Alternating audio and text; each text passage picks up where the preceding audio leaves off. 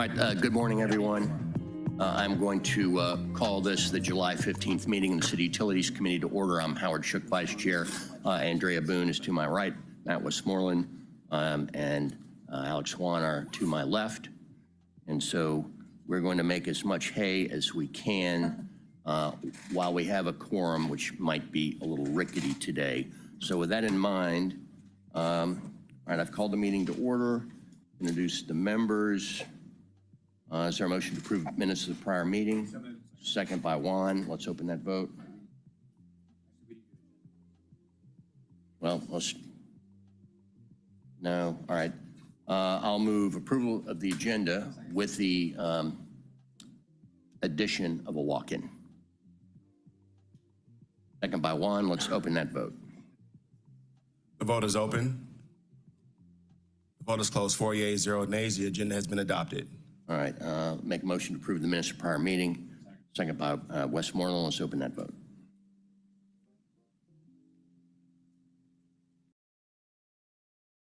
The vote is open. The vote is closed. 4 yeas, 0 nays. The minutes have been approved. Takes us to public comment. We have one person signed up to speak, Ms. Williams.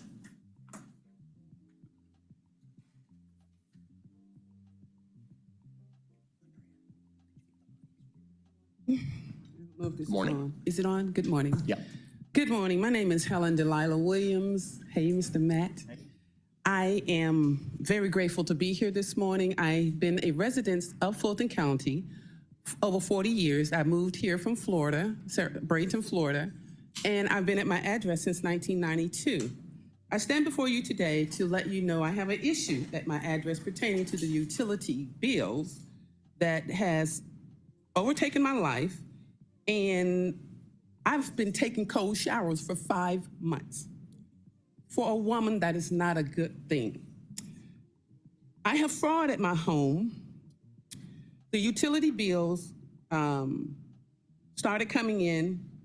I thought I was paying one bill, but when I retired from MARTA of 30 years, I realized there were 2 bills coming into my household. And then I couldn't figure it out, so I started coming down here to understand how could this be. So in that process, I found out after speaking to, got my card, probably ain't in my pocket, Mr. Hughes, who is over in the PW, he told me specifically, it is in reference to a loan. I was like, how so? I haven't done anything with any loans at my house because all I did was work. He said, well, that's what it is. So then I proceeded to ask him, who sent a garbage can, I forgot what y'all call them, Herbie Kirby's or whatever, to my home? He said, did you order it? I said, no. Did you request it and call down 311? I said, no. He said, well, how did you get to your address? I don't know. It just showed up one day. So therefore, I started digging in that aspect as well.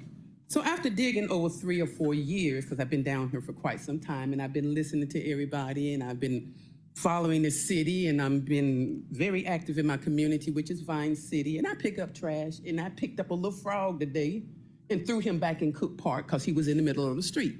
How community is that? But I'm standing before you to say that, Mr. Hughes, please investigate my address. I live at 642 Lester Street. Yes, Ms. Boone, please call somebody. I live at 642 Lester Street. I've been followed by the policeman in my community. I have placed a fraud identity theft report this past week at the City of Atlanta. I'm trying to divorce my husband, who might have something to do with this, but regardless of what address you live at, and you go to another address, you can't transfer whatever that issue going on at that address over to a new address. That is completely fraud. So I stand before you in closing that 642 Lester Street, Ms. Helen Delilah Williams of 40 years, Standard Mortgage Company. I've been there. Please help me. All right, we're gonna see what kind of resources we can put to your disposal, but I'm a little curious. So you have water, apparently? I apparently have water. My water issue is messed up as well. Everything at my house, Mr. Shook, has been messed up. So I'm gonna stick to your questions. Okay, but your water has not been shut off.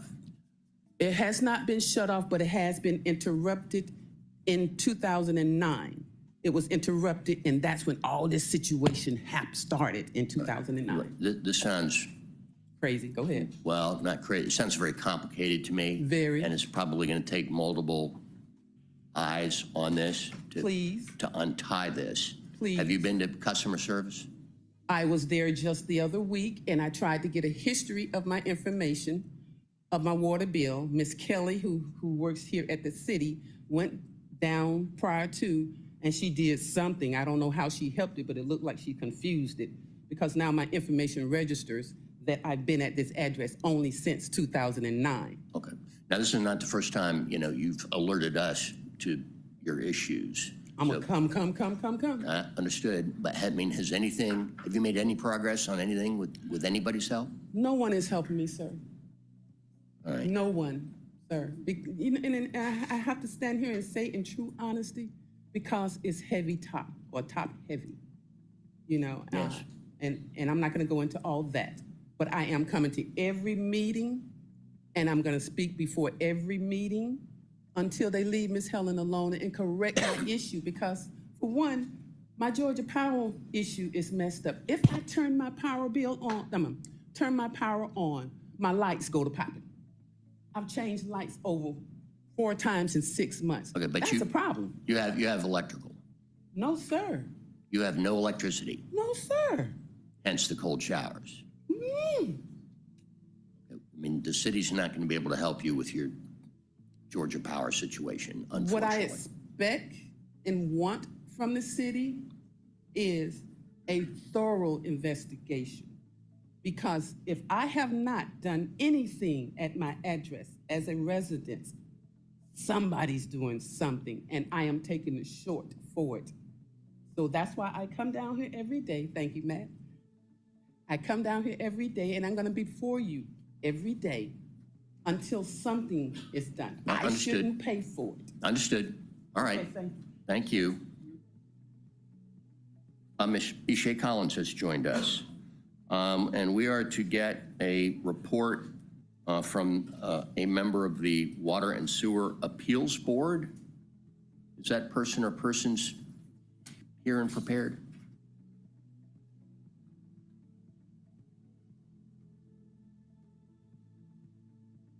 Good morning. Good morning. My name is Roseanne Maltese. I'm chair of the Water and Sewer Appeals Board. I've been doing this board for 6 years. Hello, Derek George, Vice Chair.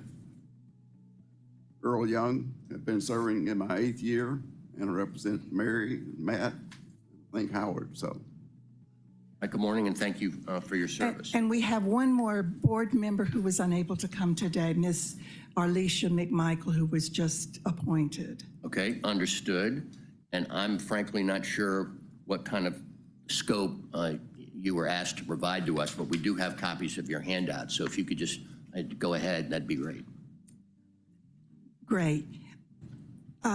If you look at the next slide. I see. I'm sorry, I haven't done this before. Which one do I hit? This one. If you look at this slide, we were asked to give you certain information about the cases that have been heard for the last 3 years, the cases that were ruled no basis for a further adjustment, and the cases ruled for the city to adjust.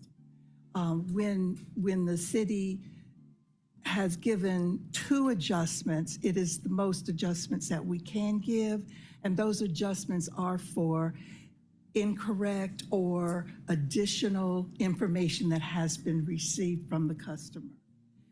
The adjustment is 1 month of, we deal in CCFs, but it's in 1 month prior to, the money.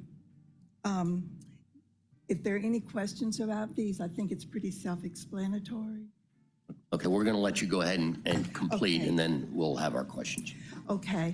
The next part is asking for breakdown of cases by category. We don't have that data. Identification of recurring issues. We do have that. Many times a spike that is unaccounted for its cause. Sometimes the customer doesn't know that only 2 adjustments can be made. Sometimes the customer brings in additional information at the time of the board.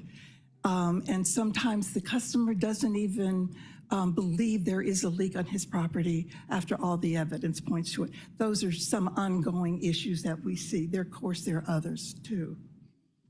The way we do this in the appeals process, the City of Atlanta Water Department Appeals Committee, I haven't done this before, introduces the case, reads the history, the board asks questions, and then the customer is invited to give his presentation about his case. At the end of his presentation, there are questions from the board, the city, and the customer's questions as well. After the board finishes asking the questions, the customer has a chance to give a closing statement. And after that, the board deliberates and votes on the outcome, the decision for the request. That decision is given to the customer at the time of the hearing, and the customer also receives a letter, a decision letter that explains what the cause was, what the decision was, and where they can go after that.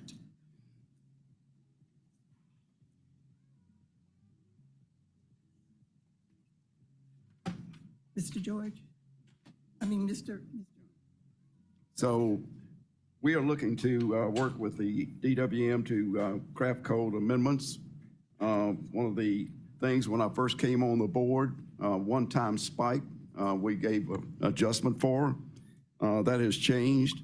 So what we're recommending that we go back and look at 1 year previous CCLs that the client had, and then go down further 6 months. And if no increase or the change is just 1 month, we want to make an adjustment on that. We think that's very fair. All right, I'm just going to violate my own rule here. But before I forget, because this is important, are you being told by the law department that that's a hard no, or it's a gray area and their recommendation is no? Well, the legal department we have to operate on the city code. No, I know. And we can't overcome. Codes are open to interpretation around here, so. I'm sorry. I mean, our lawyers come and go. It's a revolving door. So the interpretation next month might be totally different. That's what we're asking. An interpretation. That's what we're asking to be changed. There's a change in the one-time spike.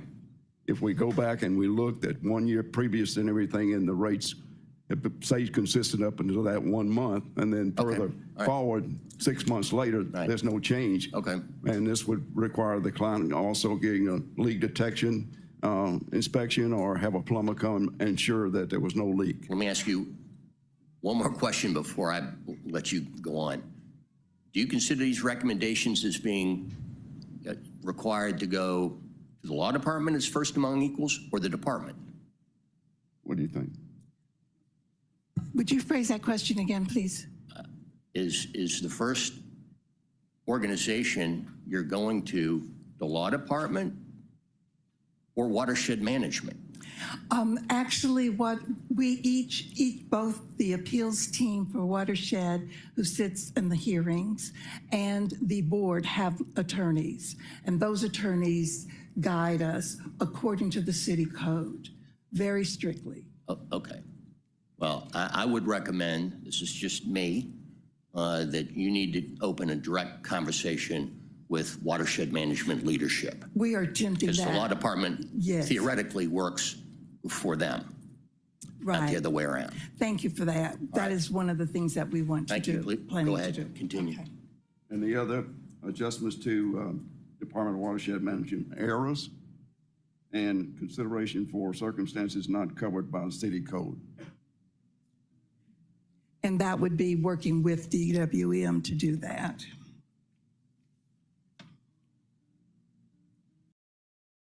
Recommendations for city code suggestions. With strengthen the council support, we have, by code, supposed to have 7 members on the committee, on the board, and we only have 4. And there are 3 vacancies that need to be filled. All 3 of us have only a short period of time to continue serving. So we need to get the board members assigned so that they can learn the system and take over when we're no longer there. And plus it's in city code to have 7. And another recommendation is this is for the customer to have clear information about what's going on. There's an appeals acknowledgement letter that goes out to explain them what they're to do in terms of the appeals process, and streamlining that letter may help them and adding to it. And we've talked to the water department. We're working on that together. And the other is possibly exploring some joint DWM watershed,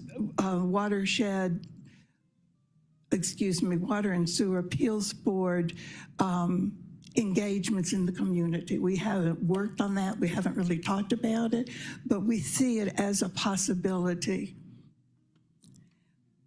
And I have a couple of statements. One is to thank you all for giving us the questions that we needed to give this presentation.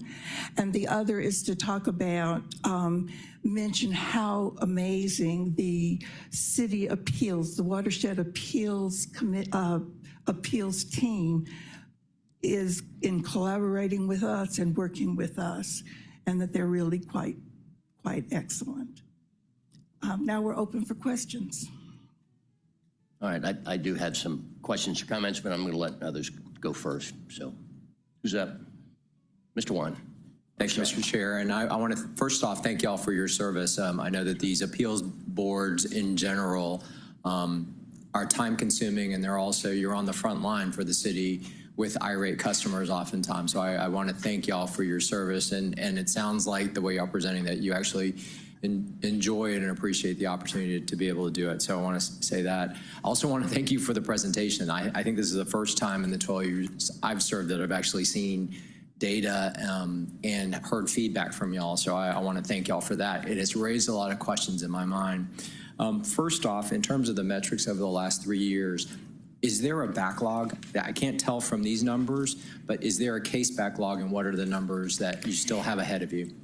We do not have a backlog ahead of us. However, in the last 2 years, we have had backlogs. We were serving 2 days a week in order to catch up with those backlogs. So some of those numbers reflect that 2-day period. Okay, that's helpful to know. Also wanted to, it seems to me and my constituents that reach out to me that we then suggest that they go to the appeals board and then they come back because they're not necessarily happy with the result. I'm hearing some themes, and I think you mentioned one. One is there is confusion or not a lack of understanding from ratepayers or water customers that where the responsibility lies from in the city side, and then what is the responsibility of the customer side. And you're saying you are hearing that or seeing that in a lot of the cases before you? We are, and we have an inspector that sits on the city board that explains a lot of that information. The other that I'm getting a lot, and you didn't mention, I want to ask about are what they believe to be meter reading errors. Are y'all seeing those as well? Not often. Okay, all right, so. We wouldn't necessarily see those. The water department usually takes care of those before. So they're triaged out before they get to you. Okay, that's good to know as well. One of the things as y'all are, I really appreciate the outreach and the information and the letter, including more information in the letter. One of the things that I'm thinking might also be helpful is some sort of a FAQ document, a frequent asked question document, because I think a lot of folks don't, I didn't know that we could only go back and credit up to 2 times. I didn't realize that. I do think the kind of that explanation about where the responsibility line is would help set people's expectations. I think y'all are in the best position based on the cases you've seen, the trends you've seen in terms of what to include in that. So I would just suggest that you do that or consider that. What was my last question?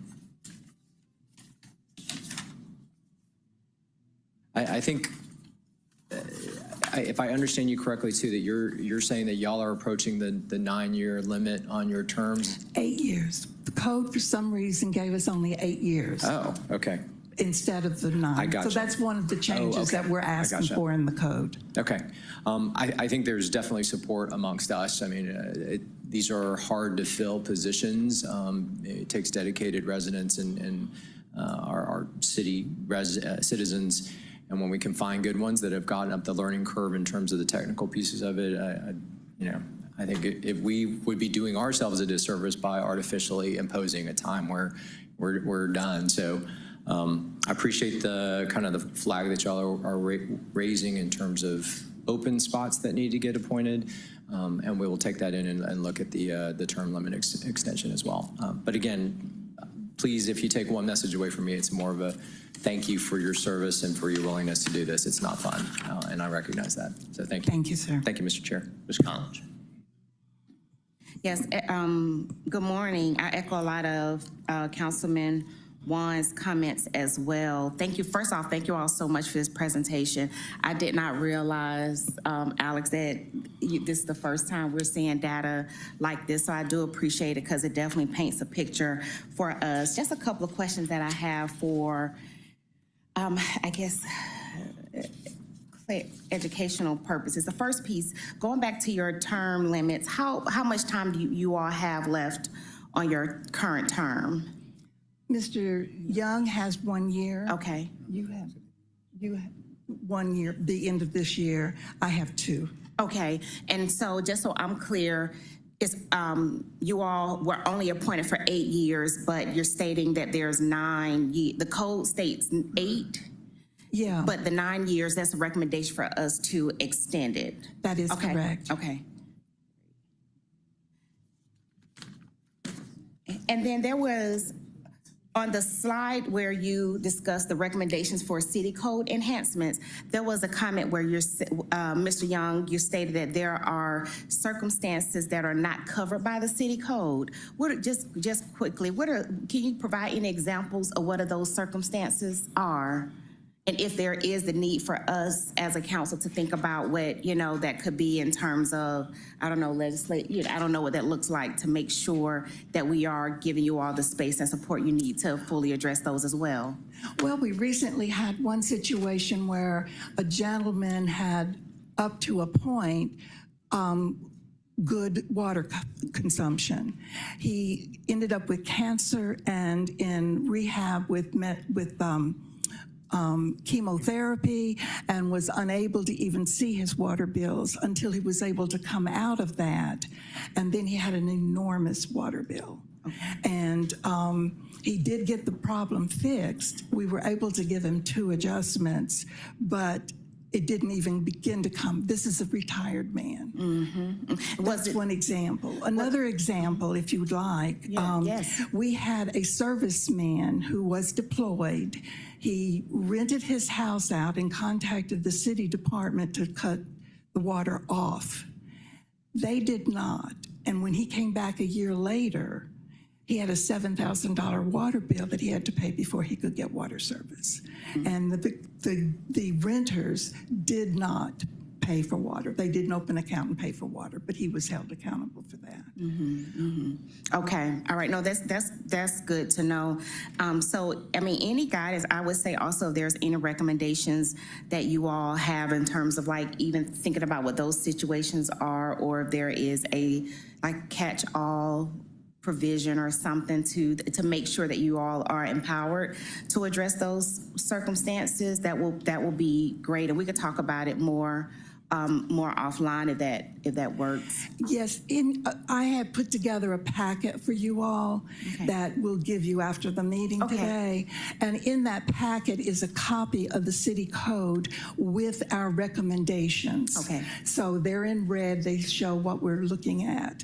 One of them is not what to do in terms of using, looking at the case independently. And that is a place where the law is very opposed, but the law department. Okay. But I would say at one point being able to look at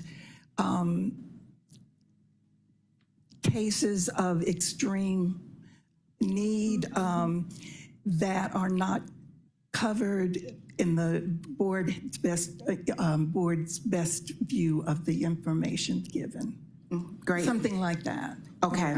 All right. Well, thank you for that. That would be extremely helpful. And then my my third question, just Councilman, also goes to Councilman Wan's point in terms of like the FAQ, or I know you all talked about some enhancements to the community engagement piece, and I think that's part of like the stagnation as well, is that people really don't firmly know, you know, what the water, you know, of course the name, the Water and Sewer Appeals Board, but the depth of what that commitment looks like, just some of that information. And so my question is, what is the current community engagement or education or knowledge or information dissemination that happens now? What the board does now, and this is the only community engagement per se, but when a customer asks a question, or when we understand in talking to them that they do not understand the situation, we give them that information there at the hearing so that they can lead the hearing. If we really feel there's a leak, we will tell them, go find somebody to fix the leak, you know, and then file an appeal. As I mentioned earlier, there is an inspector, a chief inspector, that sits on the city side, who gives excellent information about meters, about how to read them, about water consumption, and gives that in a very down-to-earth way for the customer to understand it. That's the education we give at this point. Now, the decision, the letter, the acknowledgement letter of their appeal gives a lot of information, but I think the FAQ is an excellent way of getting them to read it. I mean, reading a whole block of a letter sometimes doesn't really resonate with customers. Yeah. And so that FAQ is really an excellent idea. I thank you for that. I appreciate that, especially if that's going to be your first, if that's a customer's first time even understanding the process. I can understand how that could be intimidating and kind of probably off-putting as well. So no, I appreciate this, because I do think that is a big piece of what I think our role should be, really pushing out as much education and community engagement as possible, just to, you know, make sure that our constituents are educated on the process so they can fully utilize it, but also make it easier for you all as a board. I appreciate it, because you're carrying a lot as a, you know, as community members that are volunteering your time to do this work for us. We really appreciate it. There is one point too, yes, that not only would it ease our work, but I think some of this would ease the department's work, absolutely, the appeals team's work too. Absolutely. So we'll get with department leadership to see what that looks like. But those are all my questions. Mr. Chair, I yield. And thank you all so much. This is great. Thank you. Yes, thank you, Mr. Chair. Thank you all so much for being dedicated and diligent servants. Thank you for helping everyone that you can and pushing back to help the citizens of Atlanta. In my opinion, this is one of the most important boards, because once people come to you all, they are usually frustrated. So this is so important. We look forward to seeing you all again. I too am very happy that this is a part of our agenda. Thank you all so much. Thank you. I thank you. Just a couple quick thoughts here. First of all, you know, again, well, we're all thanking you. I mean, I hope our earnestness comes through, because I mean, we all have customers and constituents coming to us. So this is, you're not the only ones who hear this, although you have to deal with a volume that is inconceivable to us. And so thank you for your perseverance. The good news here is that we're beginning this conversation a couple steps down the road, because you have left us with very detailed information about where we need to start conversations about fortifying the code. So thank you for doing that work. Mea culpa on our part, we need to do a better job at making sure all those empty seats are filled so that the same shoulders aren't bearing the same workload every time.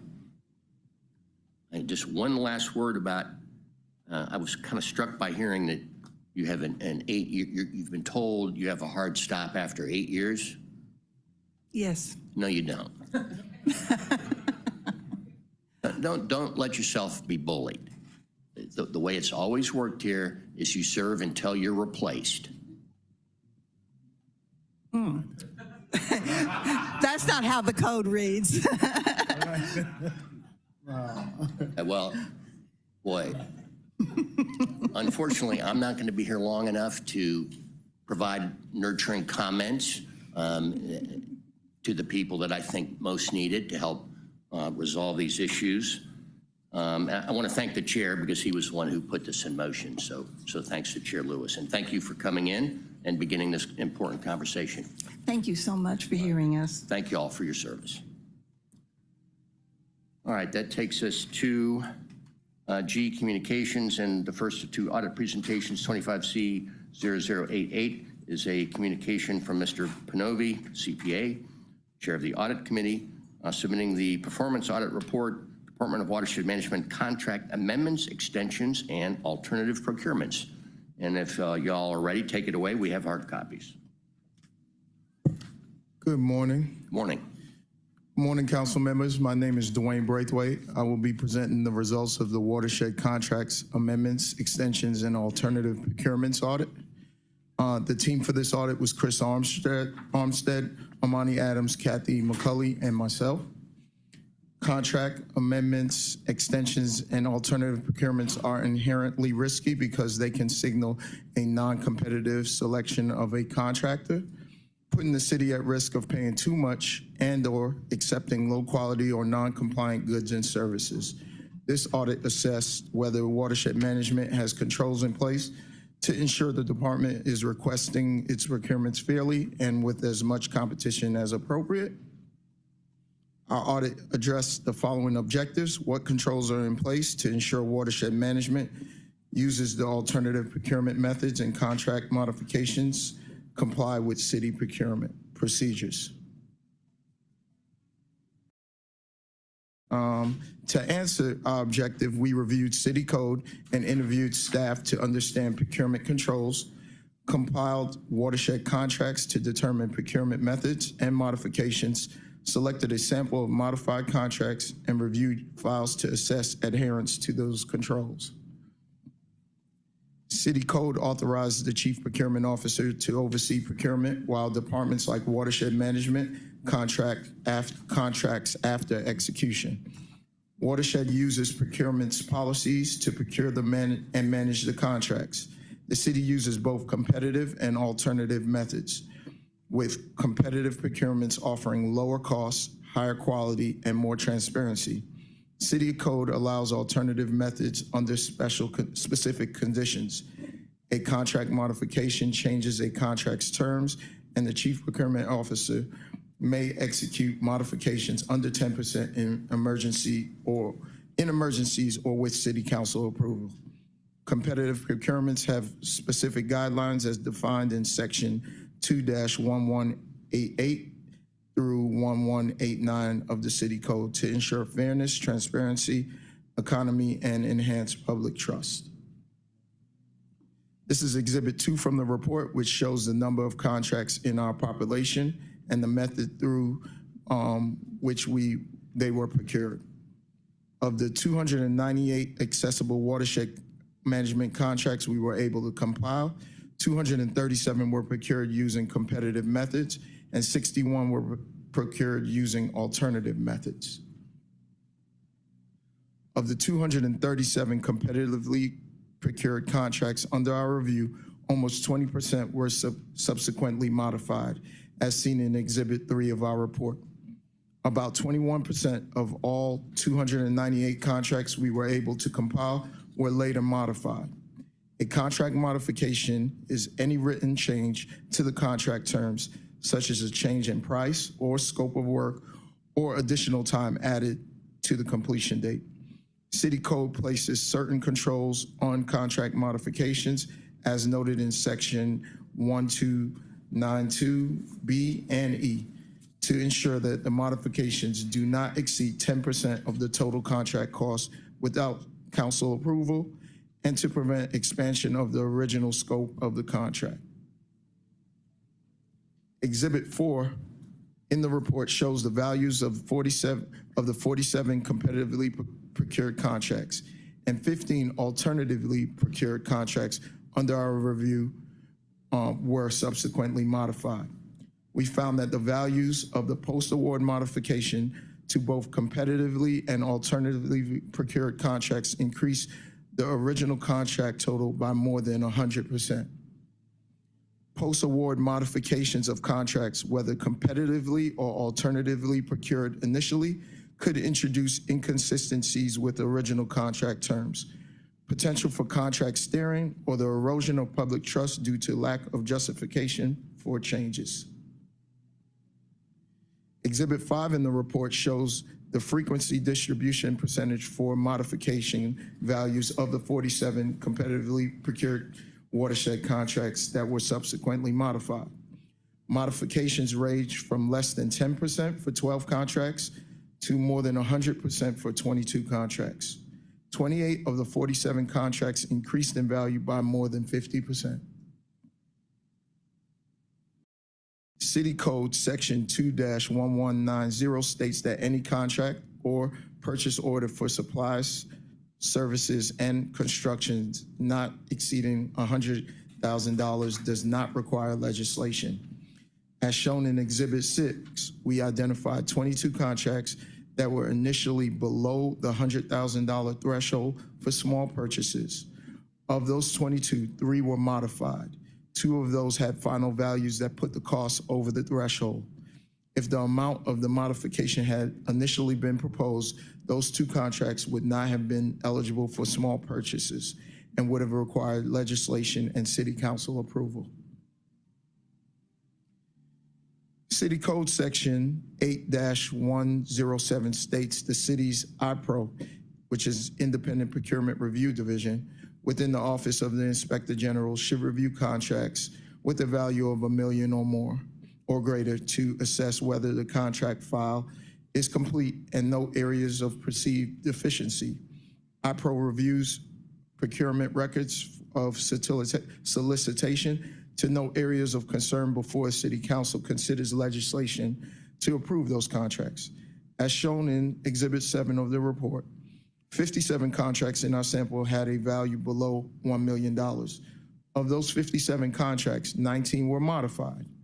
Of those seven of those 19 modified contracts added value that placed those contracts over the threshold that would have prompted an IPRO review.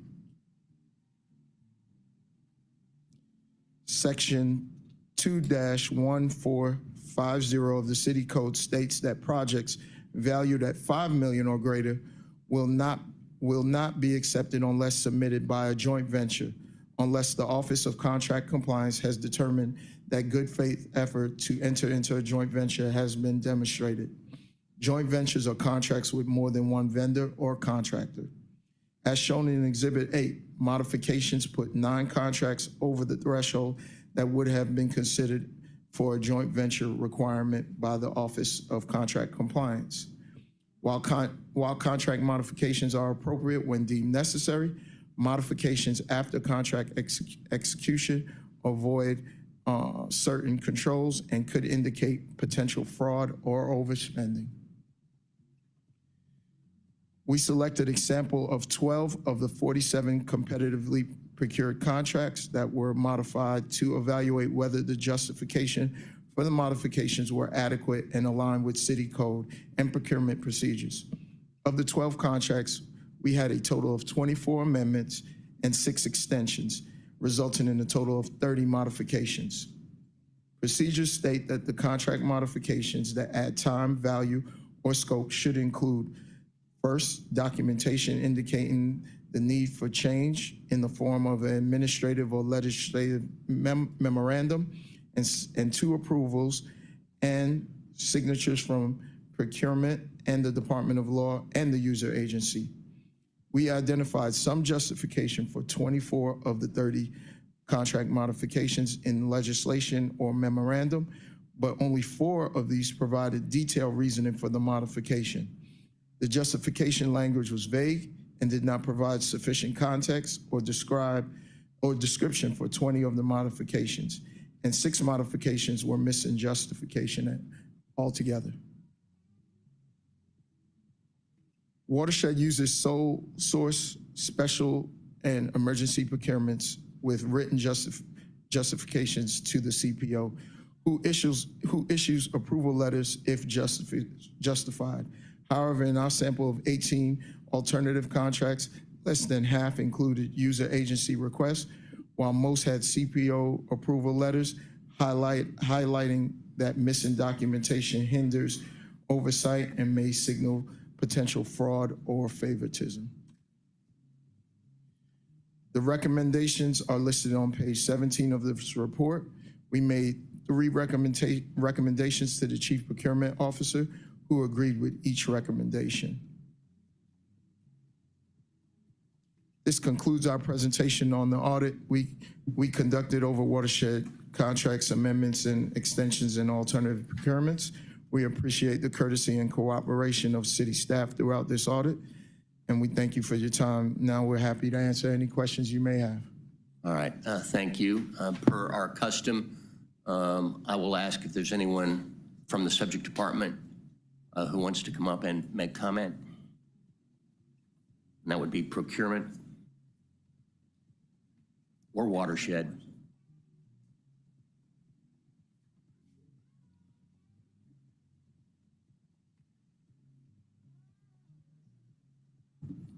Good morning, Councilmember Shook, members of the committee. My name is Anis Sasavath. I serve as the Chief of Staff for the Department of Watershed Management. We are in support of what was presented to you today. We also have our internal procurement team also here too today to hear the results from that, but we are in support of the findings from what they will share with us today. Good morning, council members. I'm Yolanda Broome. I'm DC of Administration, and so the procurement function for DWM is under my purview. We not only support the audit results of today, but want to work closely with them to make sure that these identified deficiencies are brought up to code and that we don't have these sort of issues in the next round of audits. Okay. I mean, so it strikes me that in order to clean this up, to improve the findings, Watershed's not going to be able to do it alone without procurement, and the opposite is also true. Yes, sir. Questions or comments? I know. That's why you should start. Oh, Ms. Collins, go ahead. No.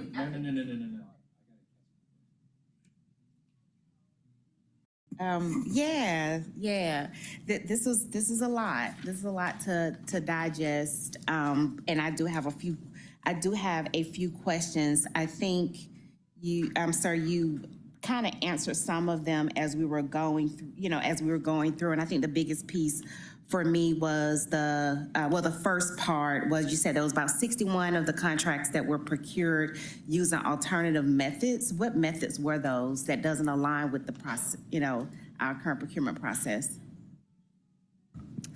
Good morning, I'm Amanda Noble, City Auditor. Noble. So the code does allow alternative procurements, and we were looking at sole source, emergency, and special procurements. And what are considered like special procurements that are not emergency or doesn't qualify for sole source? They're under certain circumstances or limited competition, departments can request a special procurement, and it generally requires the department to provide at least 3 quotes. And do we keep track of, I don't know if we did it in here for the 61 that were alternative methods, do we capture that data? Like, I know you talked more about the sole source, so most of those were sole source? No, most of those are special. Right. I don't think we put it in this presentation, but it's definitely in the audit report. Okay, But I all can right. get that for you. Yeah, if you just tell us the page, that'd be, great, just to kind of see what those pieces are look like. My second question went to slide 5, and I think you answered them. I think you answered them in terms of the competitive contracts that was then modified, which was the 47. And my question was the modification material enough to where it actually questioned the integrity of the RFP, of the RFP that was proposed? Well, it's hard to say if it, because we don't know the reason for all of them. In some cases, we know that modifications will be expected. But that's why the later piece looking at the justification is important, because if the justification isn't detailed and spelled out, then it's hard to tell that the modification was really needed. So then what happens in that case then when you examine it and the modification comes through and it rises to, like in the presentation where you said some of these contracts actually exceeded the threshold of the modification? What happens in it? Do we just push them through, or are there any contracts that we declined? And Well, the primary control that the departments point to is the city council approves the larger modifications. But you're seeing, contract by contract sort of piecemeal snapshot. So that's why we took a wider view of looking at several years worth of contracts. okay.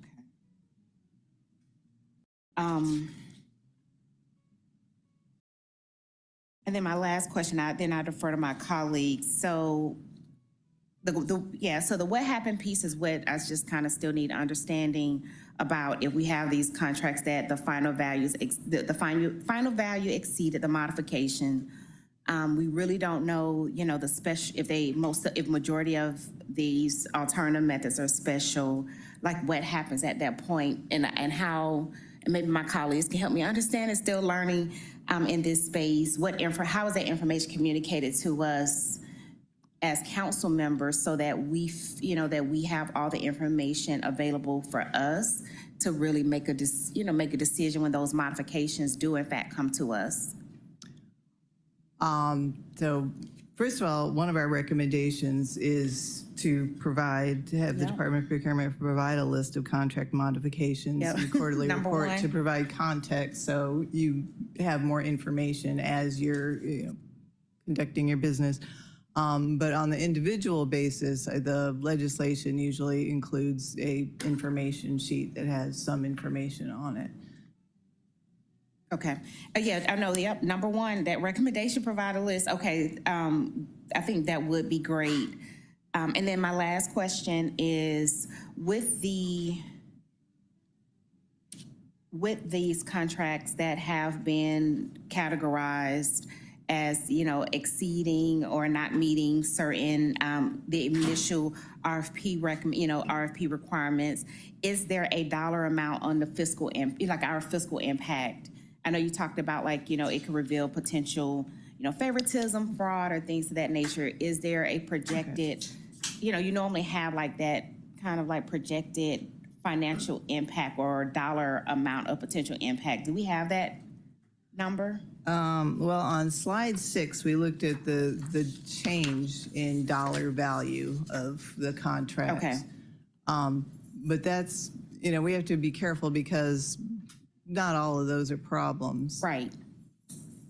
And so the modifications alternatively procured, that number would be more of, I guess, the starting point of looking at what would be the financial impact. I'm not sure I understand the question. So we had 2 batches, and the biggest change in dollar value was in the originally competitively procured. Got it. Okay. And then but we looked at both, if you look at the slide on page 6. So just so I'm clear for page 6, the original value based on the RFPs would have been about 274 million.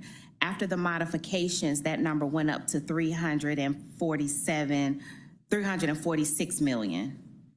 That's how I'm reading that? I mean, I'm looking at slightly different numbers, but so it was, oh, okay, yeah, yes. Okay. And then the alternative, the original RFP would have the value was 25 million, but after the modifications, then it went up to almost double, 48 to 49 million.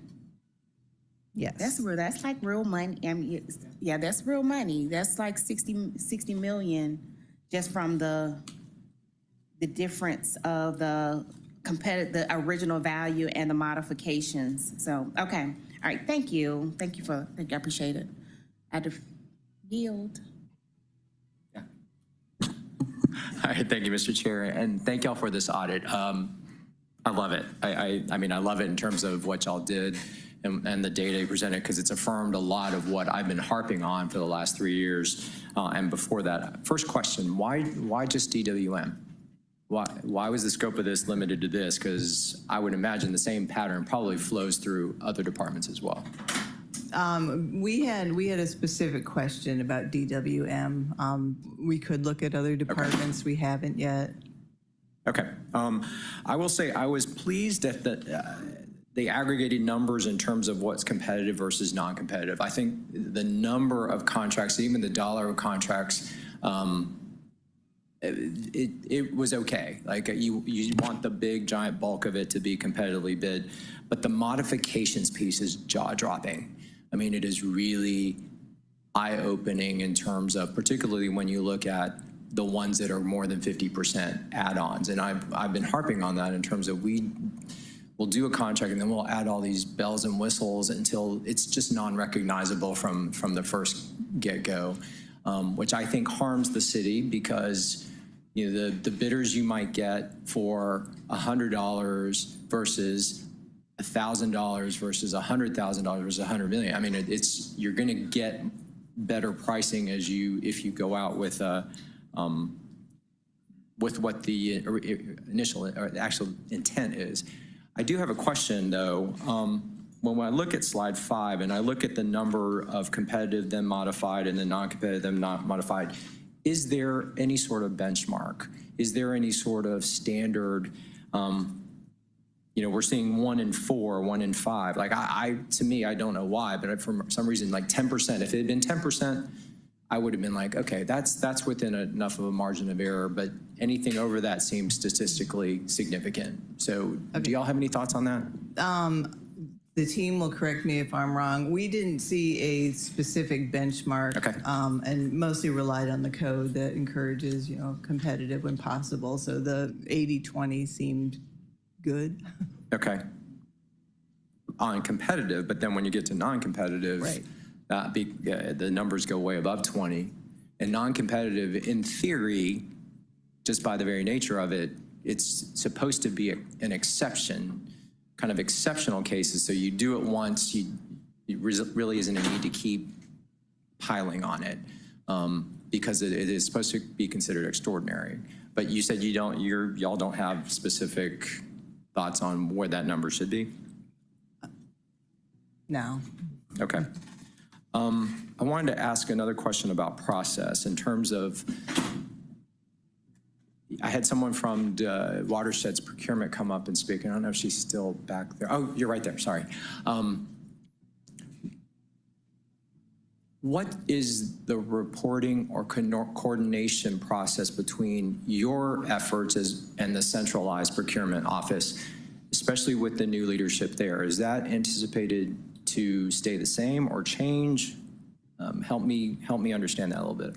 Councilmember Wan, I have not heard of any changes. What we've always done is we submit our request to Central DOP, and so that would include things like modifications, and we are actually required in our memo for assistance to place the justification. Okay. And we tend to not get an approval if we have missed justification somewhere. So I was a little surprised to hear that in the audit report. And I also wanted to mention that a lot of these modifications are because we've had a breakdown in the competitive process. And so there are times when we've put something out to bid, maybe we didn't get any bidders, maybe we got one bidder who totally exceeded our budget. And so in order to keep the project moving, we modified a contract that we already had in place. And so you'll see in some of the reporting that a lot of those modifications come from that type of situation. Okay, so if I hear you correctly, you are basically there to help facilitate the department, preparing the package, all the information, but then the actual procurement activity is at the central procurement office. And Yes, so, sir. That's correct. Okay. So you're the first stop in terms of reviewing and assessing the justification for a particular path. And Yes, then, okay, all right, that's helpful to know. I wasn't sure with the new CPO if what was going to change and what wasn't going to change. All right, so I'm not going to harp on this a whole lot more. I think my takeaway from this is I feel like council has made some progress this term in terms of the 10% cost or change in scope requiring a waive of code and ordinance, and council acknowledgement of that in the legislation as well as a council action. So I'm glad we've at least initiated that piece of it. But to me, the next step, if we're going to keep on this kind of oversight role, our next thing is whenever those come to us now, that I'm going to start asking for these documents that were missing from the sample size. Where is the justification from the department, the request? Where is the CPO letter there? And does it make sense to us? And I think while we've also been trying to track the history of certain procurements so that we can eyeball whether it's exceeds that 10% or not, or if it makes sense, or we can at least raise a flag on, wait a minute, this was first let for $1 million, but we've added another 10 million on top of that. I think we're going to have to lean into that a little bit more. I know that the recommendations will have you doing that internally, but I know that at the end of the day, the public is just going to look at us and say, wait a minute, this legislation came before you and y'all just breezed it through without really asking the questions that would have caught that. I think it's hard to find this type of information as it's coming to us in a committee. That's why this audit is really, really helpful.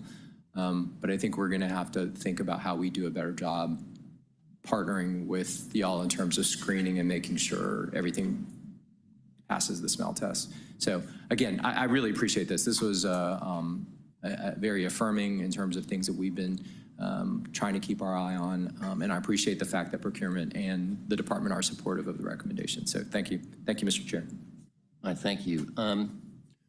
Did you have access to any like-size utility benchmarking for addendums, modifications, those kinds of things? To help inform what your findings were in terms of how within or outside the lines they might be. No, we didn't find a hard and fast benchmark. Well, I appreciate this as the latest example of reports you've made to us, really across the organization, when you've looked at the number of modifications that have been made subsequently. I mean, I hate to say it, that was a problem, yesterday, it's a problem today. It might be a problem tomorrow. I'll just say, well, thank you for this. It occurs to me that an optimist would be much more inclined than I would to say, well, we have a brand new procurement person and we have a brand new watershed commissioner. So there's no reason to think all this won't get fixed like in the next 90 days. So I will thank my colleagues in advance for staying on this, and I will move to accept and file. Ms. Collins. Yes, my last question, just for clarity, as we talk about the fact that there is a new CPO and a new commissioner for Watershed, just thinking about the recommendations And what does that look, are there any recommendations in terms of, I guess, not, training or professional development around just kind of, just, I guess training, continuing to train up or educate in terms of the procurement process? I was just thinking about your point where you stated some of the procurement, some of the RFPs needed, either more information, or there were some errors made on the city end to be corrected, and then those contracts or bids were then moved through. Just want to get any thoughts. I didn't see that as a recommendation. Just want to hear your thoughts on that, because I do think it is jarring to see the numbers from slide 6, where again this original value versus the modified value is $97 million. Is $97 million combined when you think about the procured contracts and the alternative together. That's just one department. So just want to kind of hear any thoughts or recommendations behind that on how we can kind of do a better job internally to ensure that those that we want to do business with have all of the information that they need at the beginning to really move this process through, and not be looked at to say, oh, is this fraud or potential favoritism or things, and it's more erroneous on our side of things. So just want to hear more thoughts. Okay, well, and that's our second recommendation, was to establish and provide guidance to all departments. And so I think that has a bit of a training component there. Okay. And Mr. Chair, is that something that we monitor, that the Finance Committee, that the Finance Committee monitors on this end? What does that process look like, just to kind of, to your point, when you think about benchmarks? Some of their training? procurement audits do go to the Finance Committee, the ones that are more citywide. Otherwise, they tend to reside in the departments of purview. Thank you. Thank you. I'll just make a closing comment. One of the challenges here, the consent decree is a very unforgiving taskmaster. Failure is not an option. Delay is not an option. Delay is not an option either. And so we're very aware of the need to play a role in which we keep the people at work 24/7 doing what they need to do, while at the same time hopefully not sacrificing the oversight that we're supposed to provide. And to anyone who has seen any of these very technical contracts that might be 3 inches thick, it haunts me to know that there could be the table on page 37 that contains one tiny speck of technical information that can, in effect, destine the whole contract to only one bidder. Our chances of catching that are zero, frankly, because none of us are engineers, none of us have any contract experience. So that's just part of the pressure of being on this committee. You just always are invited to stay awake at night and wonder, what it is you're not catching. But thanks to you, we're seeing as much as we are able to see, and that's only because of y'all. So thank you. A motion to accept and file. Second by Juan. Let's open that vote. The vote is open. The vote is closed. 5 yeas, 0 nays. This item is accepted and filed. All right. Audit report, take 2. Recycling. Michaela James Vice from Chair, our may I office. sound the will be- caption? Excuse me. Yes, please do. Item number 2, 25C0089, a communication from Donald T. Panovi, CPA Chair Audit Committee, submitting the performance audit report recycling. Hi, everyone. My name is Michaela James, and I am presenting the recycling audit. The Department of Public Works collects recyclables once a week as part of its curbside collection service. In fiscal year 2023, the department collected approximately 19,800 tons of recyclables from Atlanta residences, comprising about 19% of total tonnage collected. While recycling diverts waste from the landfill, the department estimates 20% is contaminated and participation varies across the city. This audit assessed the effectiveness of the city's recycling program in diverting waste and identifying barriers to participation. Our audit addressed the following objectives: How effective are the city's measures to encourage participation in the recycling program? What is the city's goal for recycling? And are there barriers to participation in the city's recycling program? The Department of Public Works includes 3 formal offices: Solid Waste Services, Special Services, and Fleet Services. The Office of Solid Waste Services is responsible for collecting and disposing of household waste, including recycling. The city's curbside recycling program is funded through solid waste service fees charged to residents. The city collects residential garbage, recycling, and yard trimmings for single-family dwellings. Exhibit 1 on page 5 of the report shows that the city accepts metal containers, plastic bottles, glass containers, and paper. The city's curbside recycling program is single stream, which allows residents to place all recyclables into one curbside bin for weekly pickup.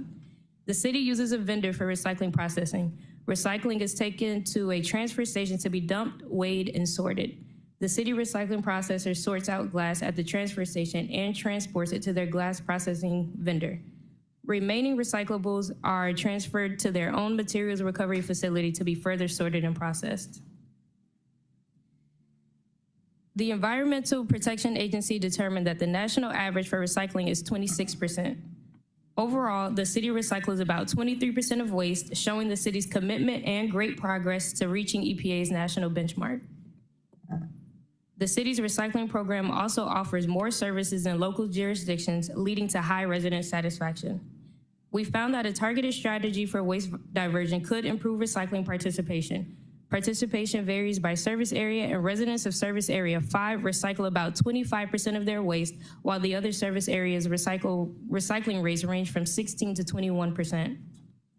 The city aims to divert waste but has not defined a specific waste diversion goal. We found that the recycling tonnage in Rubicon, the department's tracking system, was inaccurate and invoices were not reconciled to tonnage records, leading to overpayments.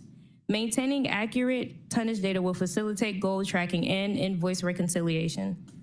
Additionally, Public Works has not enforced the multifamily recycling ordinance, requiring property owners of multifamily dwellings to provide recycling services and report recycling tonnage to the city annually. Unlike other municipalities in metro area, the city accepts glass in its single stream curbside recycling program, which helps divert waste but is more expensive to process. Public Works should consider the economic feasibility of providing this service when it updates its solid waste management plan. Exhibit 5 on page 24 of the report shows citywide recycling tonnage collected from September 2024 to January 2025 and found that 23% of collected waste was recycled. Although our detailed analysis of Rubicon data found that for the period of December 2nd through December 7th, 2024, less tonnage was recorded in the Rubicon system than shown on tonnage tickets from the vendor.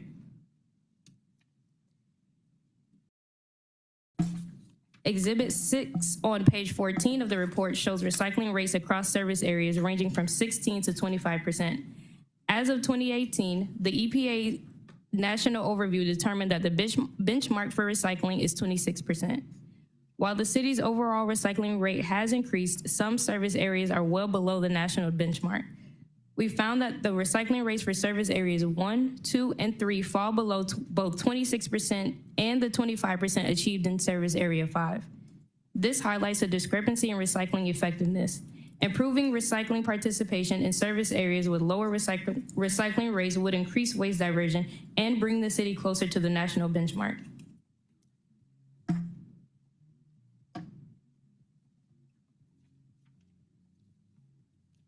Public Works utilizes Instagram, Twitter, and Facebook for recycling education. We reviewed their social media pages from 2022 through March 2025 and found that they have limited posts related to recycling education. Exhibit 8 on page 17 of the report shows examples of the department's Twitter and Instagram posts reminding residents how to recycle e-batteries, explaining which seasonal items are not recyclable, and advertising Atlanta Recycles Day. The C40 Cities Climate Leadership Group is a set of major cities around the world that have committed to fighting climate change. The group states that the foundation behind successful recycling and waste diversion is recycling education, recycling accessibility, and implementing policies for residents. To further boost recycling rates, C40 recommends developing targeted and engaging communication campaigns. According to the Public Works Deputy Commissioner, industry standards recommend 1 to 3 year educational campaigns to improve recycling participation and practices. We recommend that the Public Works Commissioner design an education campaign to improve participation, specifically targeting the service areas with lower recycling participation.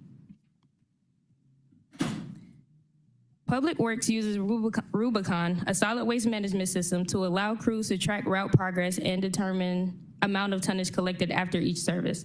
The trucks are weighed at the station and the driver receives a tonnage ticket. Drivers are required to enter the net tons reported on the tonnage ticket into Rubicon. We reviewed recycling tonnage data from September 2024 through January 2025 in the Rubicon system and identified discrepancies between the monthly tonnage on the vendor's invoices and tonnage entered into Rubicon. To check the accuracy of the data in Rubicon, we reviewed both tonnage tickets for recycling and Rubicon data for the week of December 2nd to December 7th, 2024. We then compared the recycling processor's tonnage data to the physical tonnage tickets to assess whether the vendor's invoices were accurate. For that week, tonnage reported in Rubicon was consistently lower than tonnage reported on recycling processor's invoices. Inaccuracies were likely caused by manual data entry errors. Additionally, we found that the recycling processor overbilled the city by $3,500 for 4 months in 2024. The city's contract with the recycling processor states that they would charge $75 per ton of recyclable materials with a rebate of 50% of its market value. While the total fee and composite market value rebate were both calculated accurately, the actual invoice amount does not match the total fee minus the rebate. The recycling processor confirmed that these were overbillings and credited the city on the next bill. To ensure that Public Works can use Rubicon's data to assess recycling behavior, ensure invoices are accurate and supported, and conduct a route optimization assessment for curbside collection, we recommend that the commissioner develop written policies and procedures for uploading tickets and accurately entering tonnage data into Rubicon. We also recommend that the commissioner develop a periodic quality control process to ensure Rubicon's data is accurate and complete.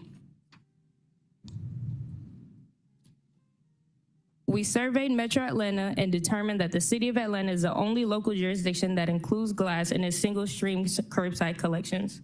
Glass was 9% of the total recycled tonnage collected in 2024. The city's recycling contractor uses a subcontractor specifically for glass. This requires additional equipment and labor, which increases the overall processing cost. Glass lowers the overall composite market value since the processing costs exceed the value of recycled material. However, recycling glass promotes significant environmental benefits because it is produced from raw materials and greenhouse gases are reduced for every 6 tons of glass recycled. To ensure that recycling glass is cost-effective, we recommend that the Public Works conduct an economic feasibility study as part of the solid waste management plan. Setting a measurable and attainable waste diversion goal will affirm the city's commitment to sustainability and work toward a realistic waste diversion rate. If the Department of Public Works establishes clear internal metrics and monitors progress, the city can keep recycling efforts at the forefront of its waste diversion initiatives. Public Works follows a solid waste management plan aligned with the Georgia Comprehensive Solid Waste Act, which recommends including strategies for waste reduction and recycling. The city's main goal in the solid waste management plan was diverting 90% of waste from landfills by 2025. However, following an administrative change, the goal is no longer in place. The Mayor's Office of Sustainability and Resilience plays a key role in sharing the city's environmental efforts and promoting policies, programs, and initiatives related to sustainability, but neither Public Works nor OSR have publicly stated goals for recycling. Without a waste diversion goal, the city risks stagnation in its recycling efforts. Currently, Public Works is working to set recycling metrics. We recommend that the Department of Public Works set a realistic waste diversion goal for curbside collection services in the updated solid waste management plan. Public Works has not enforced the multifamily recycling ordinance. City Code Section 130-38 states that the owners of any multifamily dwelling consisting of 6 or more living units shall furnish commercial containers for the collection of recyclables. Additionally, the city's ordinance was established to clearly define recycling requirements and city's enforcement powers regarding multifamily property owners to participate in the city's efforts to recycle. Currently, about 50% of the city's dwellings are multifamily residences, so providing residents with tools to recycle is crucial. As more landfills are being closed and the state and city run out of disposal locations, recycling should be convenient for multifamily residents. If the ordinance is not enforced, about half of the city's residences may not have access to recycling services, sending more waste to the landfill. Neither the Department of Public Works nor the Mayor's Office of Sustainability and Resilience is monitoring the property owner's recycling tonnage reports. The portal is linked to an unmonitored mailbox, resulting in an ineffective reporting process. Department leadership agreed that an enforcement plan is needed, but noted that enforcing the ordinance will require additional funding, staffing, and collaboration with other city departments.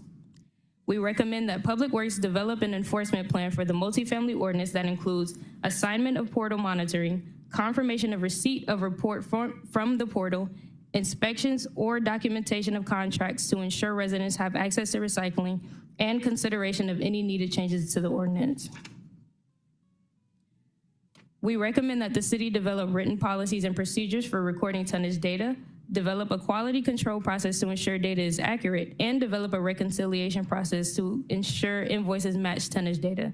Additionally, we recommend that the city design a recycling educational campaign to target service areas with lower recycling participation rates, set a realistic waste diversion goal for curbside collection services, and develop a detailed enforcement plan for the multifamily recycling ordinance.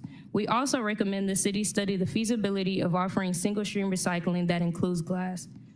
The Public Works Commissioner agreed with our recommendations and planned to have them implemented by the end of this calendar year. This concludes the presentation of the recycling audit. We appreciate the cooperation of our auditees, and we're open to any questions you may have. Thank you. Is there anyone here from either Public Works or Sustainability?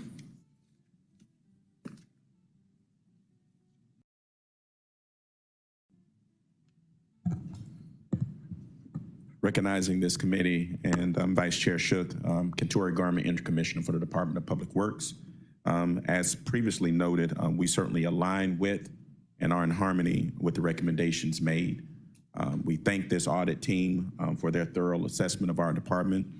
Our commitment is always to continuous improvement, hold ourselves accountable to that. And so any opportunity for us to provide a more improved services to the citizens of Atlanta, we will certainly do that. I am proud to say that our commitment to having these recommendations implemented by end of year are because much of this was already in process.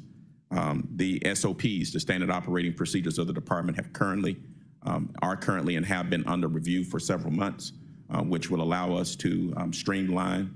In addition, the recommendations about Rubicon, which is our software used, which accounts for the data noted in their assessment. We are not yet in optimal performance mode with Rubicon, but we are working towards that. Optimal performance mode would impact some 20,000 constituents, so we're very careful about how we implement that. But again, we are certainly in alignment, and again, it's in harmony with our commitment to continuous improvement. Thank you. And did I see Sustainability comments? Good morning, committee, and I just want to support Commissioner Garman's statements and the recommendations in the report.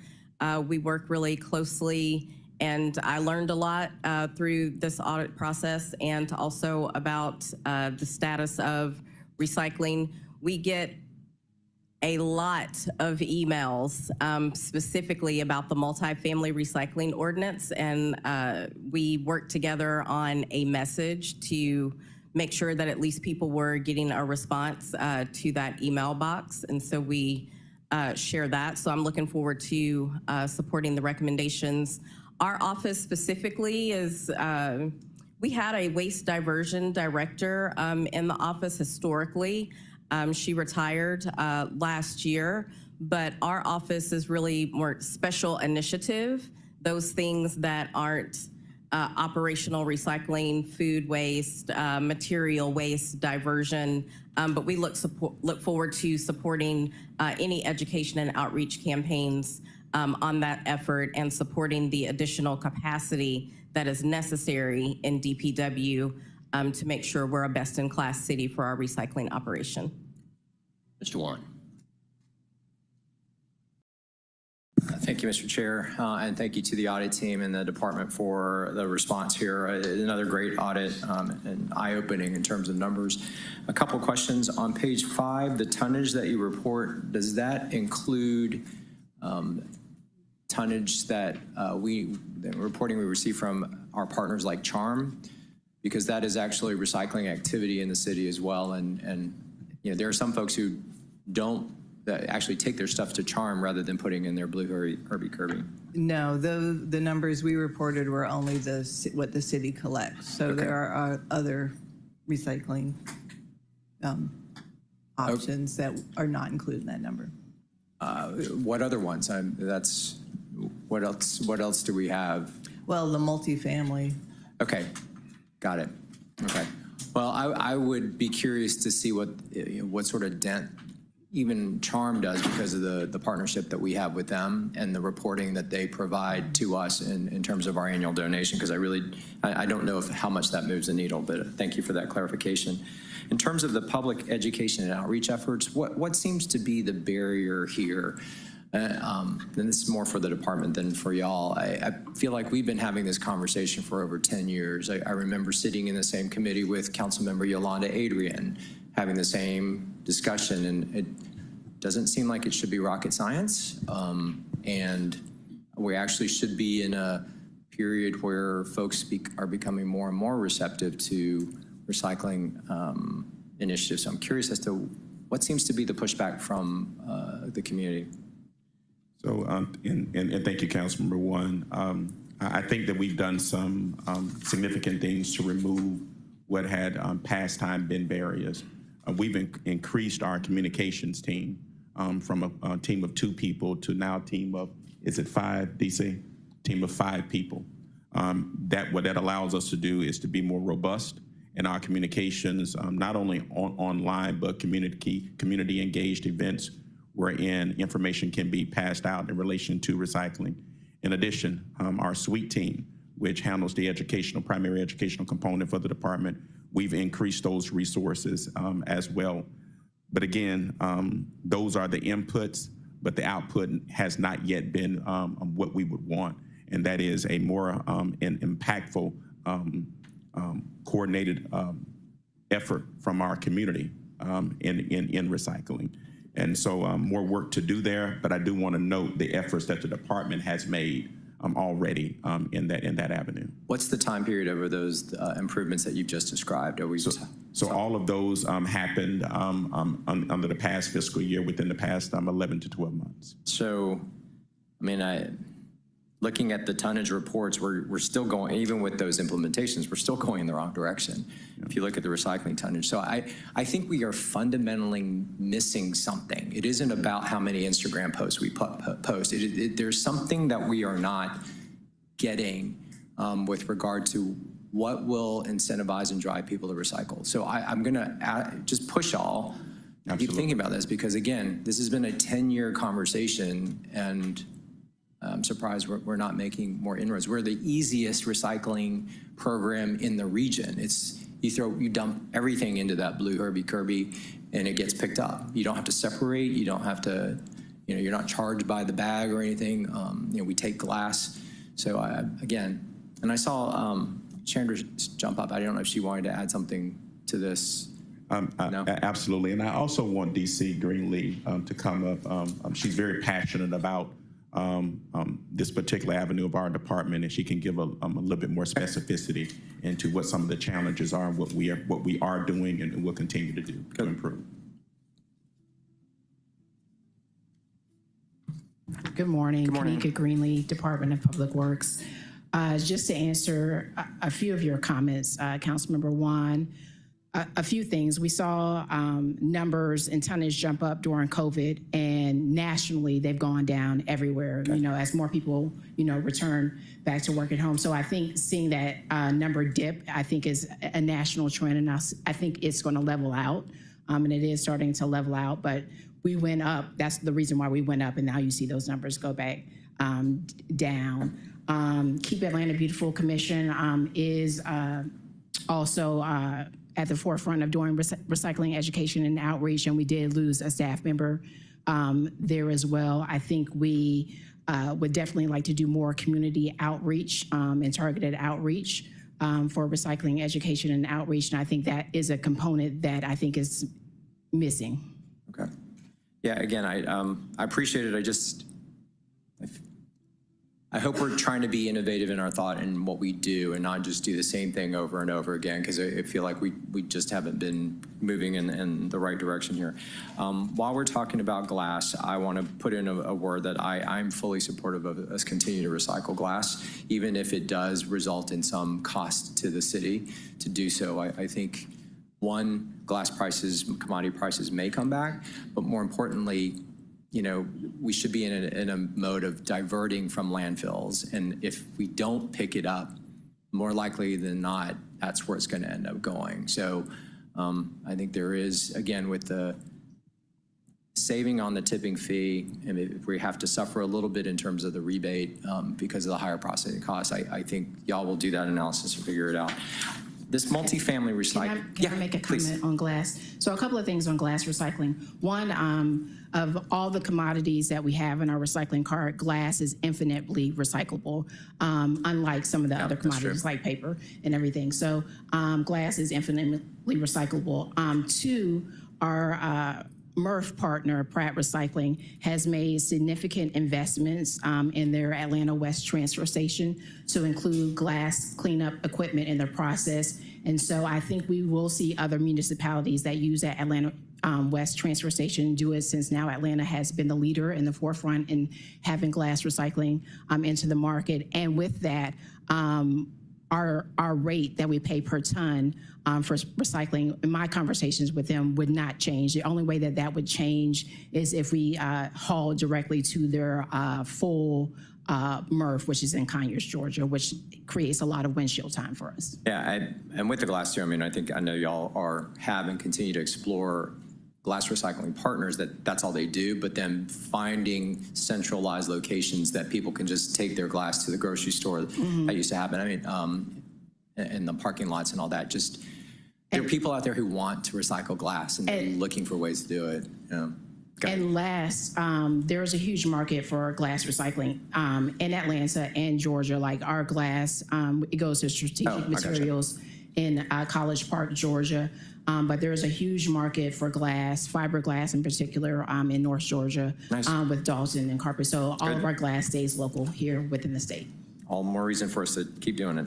So the multifamily, in the audit, it suggests or hints at there may need to be updates to the code. Is that correct? And how quickly can we do this? Because I think, again, if 50% of the city's occupied dwellings are multifamily, that's where we can really move the needle on this. It may not count towards the numbers we report, but in terms of the region-wide effort, what can you illuminate what changes those might be? So what we're hearing from our multifamily apartments and condos is that a lot of the processors don't take glass. Pratt is, I think, the only one in Metro Atlanta that does. So if you don't use them, there is no way for them to process glass. And that's one update that we need to look at in the multifamily recycling code. That's the biggest challenge and hurdle right now in the multifamily recycling code. Because the code basically states that multifamily should take everything that we take at the single family program. I say let's change that quickly. I'd rather move that one little thing out so we can get the bulk of the multifamily buildings recycling rather than try and solve that. Again, I appreciate the effort that y'all do. This is really important, and I hope that we'll continue to pump resources into this. I was thinking if it takes more suite officers for that, then I think that's a conversation we need to have, because ultimately Yeah. Sorry. Ultimately, I mean, the end game is really just sustainability. So anyway, but again, thank you all to your department, the audit team, and Mr. Chair, I yield. Ms. Collins. No, yes, I appreciate Councilman Wan's point. That was a couple of my questions as well. Just, thinking about the big pieces for us to lean in to communicate with the community more. And I do think there's a space of us sharing the impact and narrative now that we know what the recycling components and pieces really look like. Because I just remember when we launched the Keep Atlanta Beautiful initiative, and it was everywhere, and the media, everybody was just kind of into, okay, yes, Atlanta is is getting to we're fully recycling. Now it's like, wait, let's recycle the right way. And so what I've learned, even as an Atlanta resident, this is another education thing.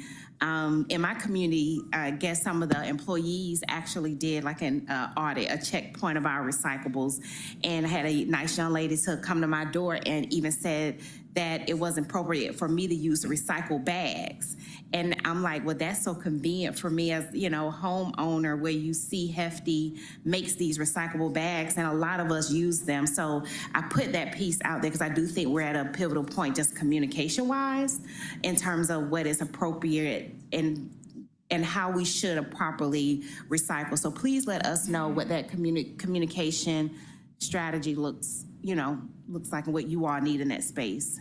So back in 2019, the city did receive a grant from the Recycling Partnership, funded in part by the Coca-Cola Foundation, to increase our recycling participation and decrease our contamination. That was a 3-year campaign, and so we were going out doing field audits 6 weeks consecutively on a route. And so you may have gotten an oops card or a postcard in the mail. And it was cute. And PSA, we want your recyclables in your cart loose, clean, and dry. Yep. Do not bag your recycling, and do not put plastic bags in your recycling. That's our biggest contaminant in Atlanta, is plastic bags in your recycling cart. Mm-hmm. So we hear you.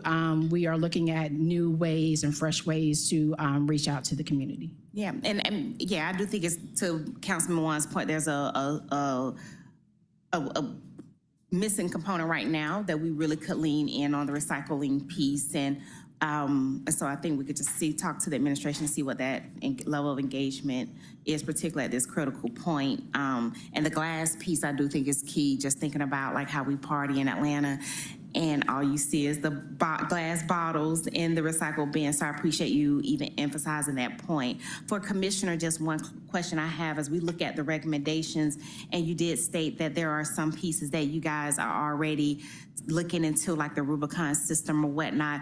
What would you say are your top priorities right now, just based on where the audit is? I know as you're coming into this role, as we're thinking of, thinking about some of the pieces that are happening in public works and looking at these recommendations, what would you say your vision in terms of what the top priorities are? No, thank you so much for the question, and thank you, DC, for your detailed analysis of what it takes to continue to move recycling forward in Atlanta.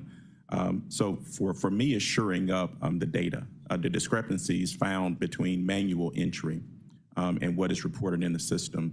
That's an easy fix for us. Number one, the first part of it is a thorough review of the standard operating procedures, the training effort directly with our employees that are manually putting the data in, and to standardize where appropriate and possible, also to remove the manual process if there's a way for us to appropriately scan those in. And as mentioned in the audit, for us to have kind of a QA/QC where we do an analysis, whether that be on a weekly or monthly basis, a self-audit. I will add that our engagements with Rubicon have been ongoing, now known as Routeware, have been ongoing.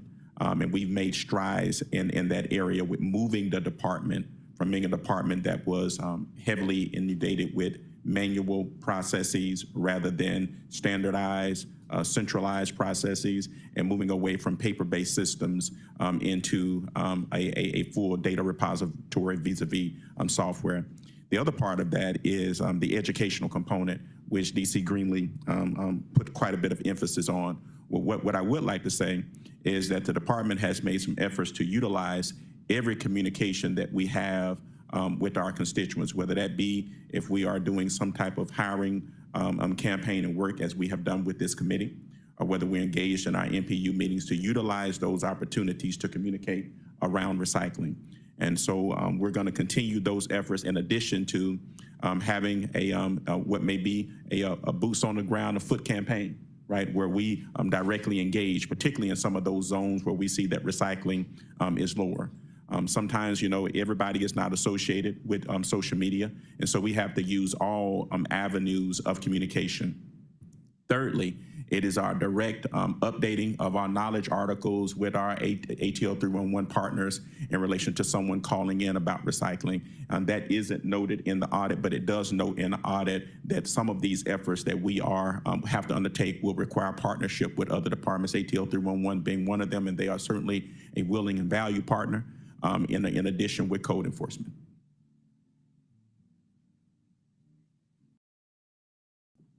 Thank you. Motion to accept and file, second by Juan. Let's open that vote. The vote is open.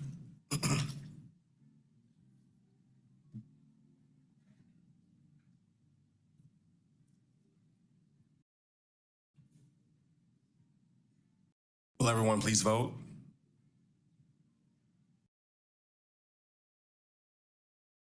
The vote is closed. 4 yeas, 0 nays. This item is accepted and filed. All right, thank you. It occurs to me that as a professional courtesy, we should take up Ms. Norwood's walk-in so that we can release her on her own recognizance.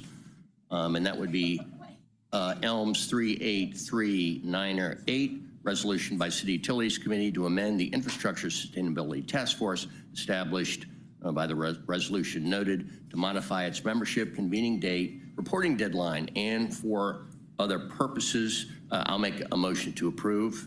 Second by Mr. Juan. Ms. Norwood, do you have any comments, or let's open the vote then.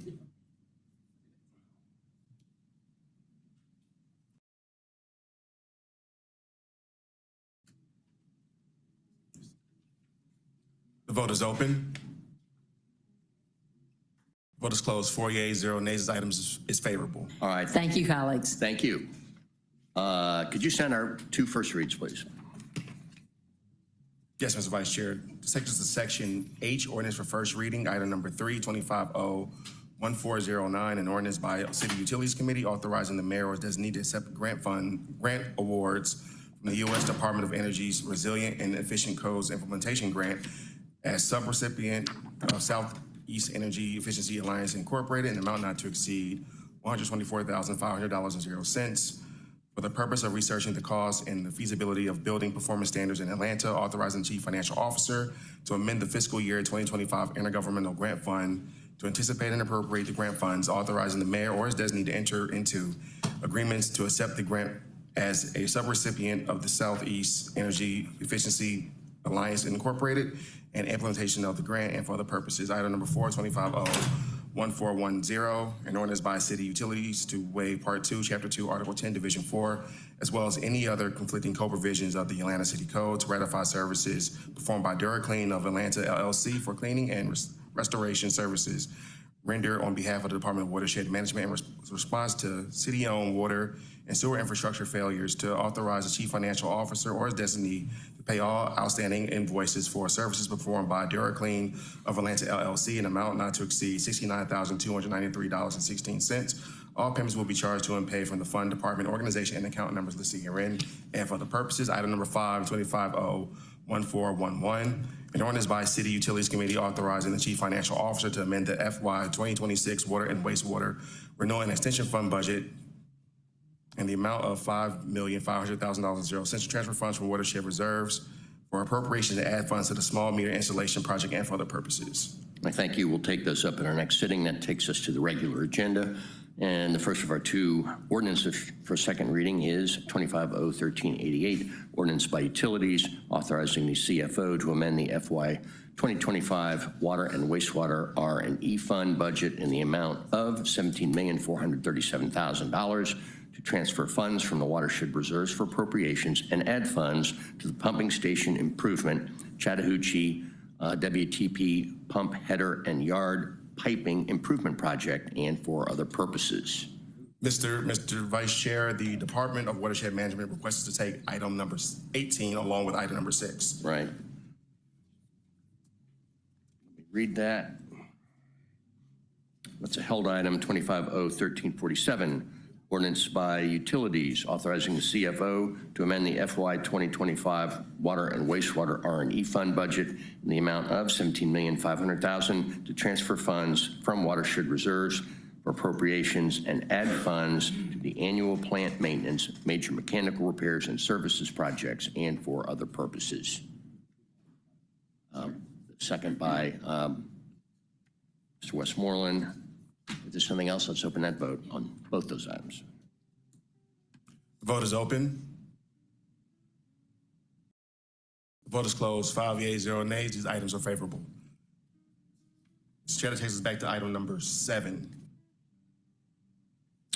Thank you. 25-0-1400 is an ordinance by Ms. Collins authorizing the mayor on behalf of the city to execute a non-exclusive franchise agreement between the City of Atlanta and Google Fiber Georgia for a term of 10 years with 2 successive 2-year renewal options to encroach on and occupy the public right-of-way for the purpose of constructing, installing, repairing, maintaining, operating, and if necessary, removing the fiber to the premise network and related network facilities to offer broadband services and voice over internet protocol services to residents and businesses within the city, to require a franchise fee in the amount of 2% and for other purposes.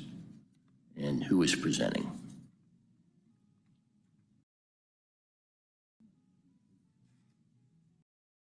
Yes. Anyone, and so I can add a little bit more. It is, as you guys know, it is dual referred, and so for city utilities on our end and budget and finance, we have good to see you, Mr. Collins. Sorry, you guys, it's been a while. Yes, good to see you. So yeah, I feel good, Collins and Collins. So this is just kind of opening up. Google currently, as you guys know, there's no technology. They have to have a franchise to lay their work in any jurisdiction, whether it's Atlanta, LA, any area they have a franchise set up. And so this is giving the authority for Google Fiber to do that in exchange of a 2% franchise fee, which is revenue that comes to the city. I have asked for the actual estimated value of that dollar amount so that FEC will have that information. And I'll now turn it over to Mr. Collins. Good morning. Carlos Collins, Transportation Engineering Director for ATL DOT. Our department has no opposition in terms of what is being presented today. We currently have a franchise agreement with Google Fiber. We do realize that there have been some challenges with work that's being done. I think, Councilman, you and I have talked about these things, but we have no opposition to this. So at this particular time, I'll field any questions that council may have. Mr. Westmoreland.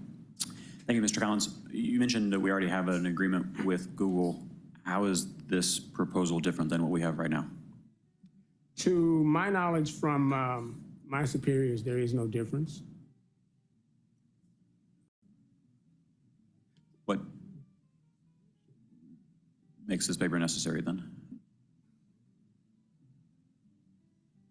Good morning, Stephanie Grant with the Law Department. I don't want to contradict Mr. Collins, but I have been working on this deal since January. What we actually have in place with Google right now is a license agreement for their HUT locations. So the fiber is run through the HUTs. The HUT locations have a 10-year license, and they are compliant with, on the HUT side. This is now actually laying fiber to the premises for the franchise agreement. This, the HUT provides the technology, and then the franchise agreement provides the permission to operate in the right of way to lay their fiber in order to get the technology into the homes for the subscribers. So there is not a current franchise agreement. There is a license agreement for the HUT locations. And then I know Councilmember Collins mentioned this figure would be available at FEC, but I assume if we've been working on this since January, we have some idea what we estimate the 2% franchise fee to be. So fortunately, I don't do numbers, I do law. And when we were negotiating with Google, we had a projection at 3.5%. At 3.5%, it was about 5 million. So I'm assuming at 2%, it'd be, you know, Two-thirds of that. about 2 million. But we'll definitely have that those projections for you in by FEC. Thank you. Where would that 2 million, it's probably maybe not a question for you, but anyone up there, where would the 2 million be earmarked to go, or whatever? 2%. I think, it's going to be a little bit more than 2 million. I think the estimated value, and I told them to definitely get the numbers to get to you. So hopefully Chair, for we'll get those numbers tomorrow. Housing Trust Fund. But where does the money go? It's not earmarked, council member. It goes to general fund. General fund. So, boy, the world's divided into two kinds of district council members. Those who have had Google working in the right of way, and those who have yet to experience it. So what can we do via this agreement or any other vehicle to help encourage the subs of the subs? The Google people are great. Every time I've worked with them directly, it's fantastic. Problem is they're not doing the work. It's the sub of the sub that's tearing everything up and providing no advance notice. What are the current noticing requirements for work in the right of way? So each qualified contractor has to get a permit from ATL-DOT. Qualified contractors are then subject to all of the requirements in the code, and I'm sure Mr. Collins can speak more efficiently than I can, being that that's his area. However, we may, if it is the direction of this body, we could go back to Google. We thought that we were finished with negotiations for the franchise agreement, but I'm sure that there's language that we can insert to indicate that there is, we will hold Google responsible for the work of their subs. I'm sure that you are speaking of the issue that they had with Brookhaven when when they had issues in the right of way and they were put under a stop work order with Brookhaven. However, the city also has that power as well, stop work order until they get the actual problems remedied. It seems, though, that that everyone would be more comfortable understanding what everyone's expectations should be of one another if they knew in advance exactly what our expectations of them are. And related, the existing current right-of-way handbook covers a lot of this, doesn't it, in terms of customer notification? I mean, are there doorknob hangers required? Remind us what it is that a homeowner is entitled to know. Yes, Councilman. So there are door hangers that are required. The parent company, Google, in and of itself, we have good working relationships with them, and I won't deny, as you said, there have been some issues with subs and subs of those subs. But our working relationships with Google are pretty good. We've been fairly responsive. As I indicated, I know that you and I have had some conversations about particular situations that have happened, within your district, and we've rectified those. But we do need to do a better job on the front end in terms of making sure that Google knows what is expected of council as well as those residents that reside in these particular council districts. Mr. Amos. Yes, sir. Thank you. You actually went down the road I came in and go down because I'm one of the ones experiencing now.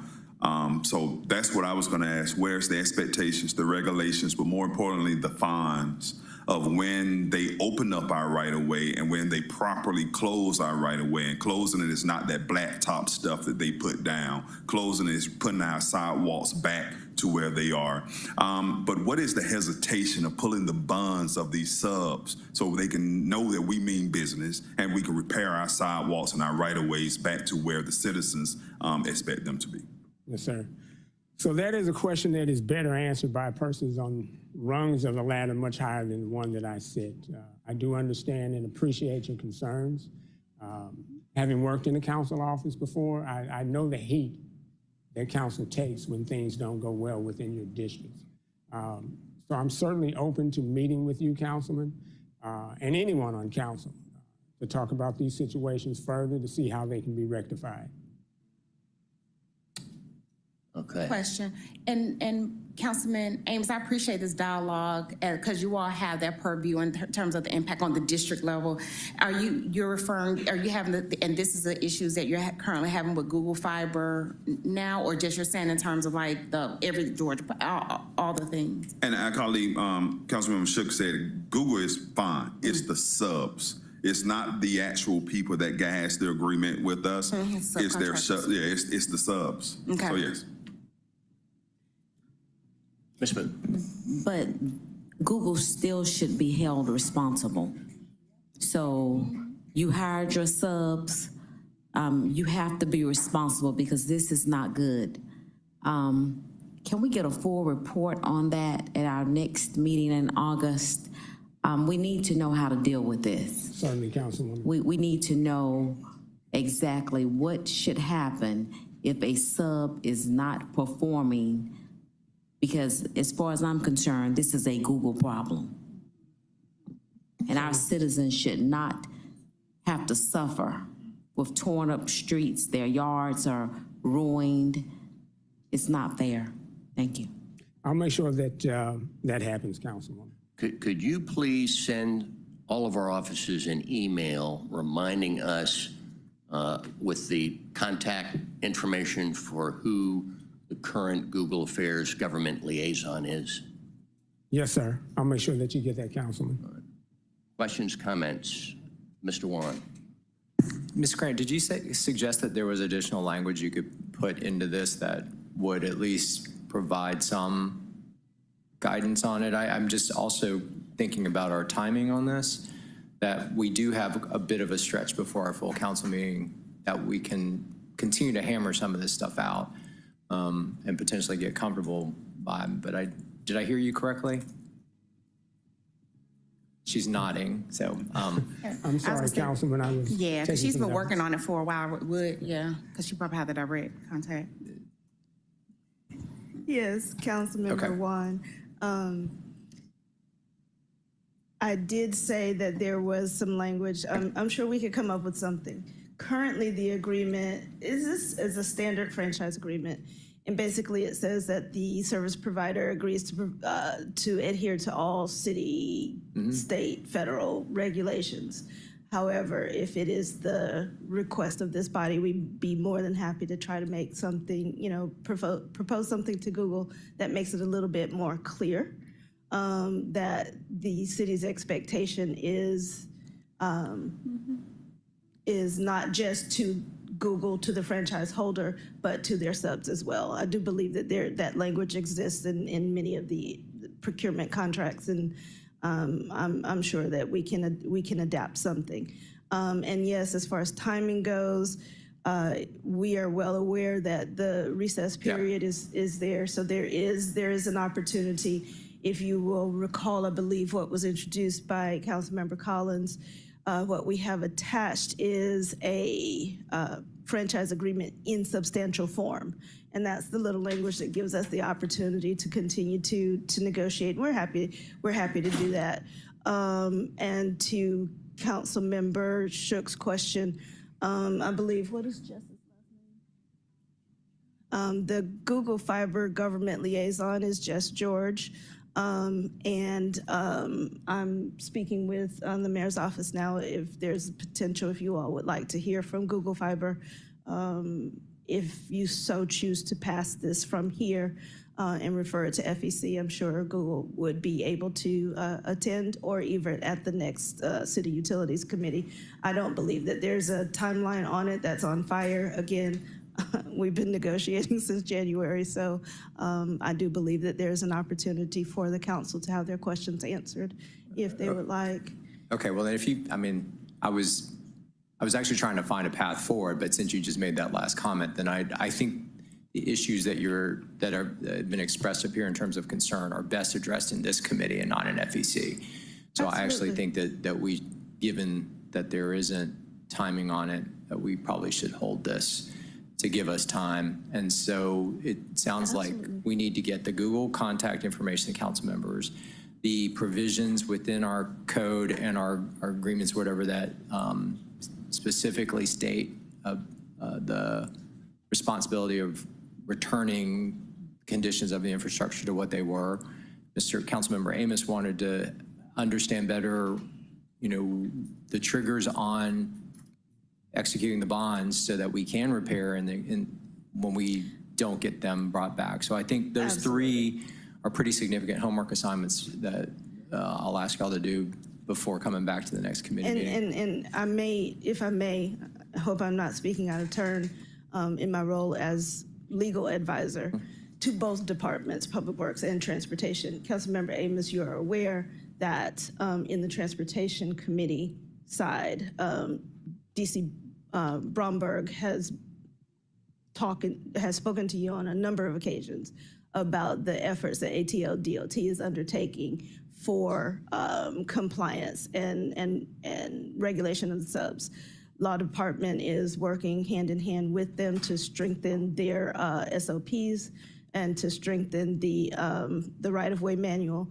That has been an ongoing project in my shop for a while.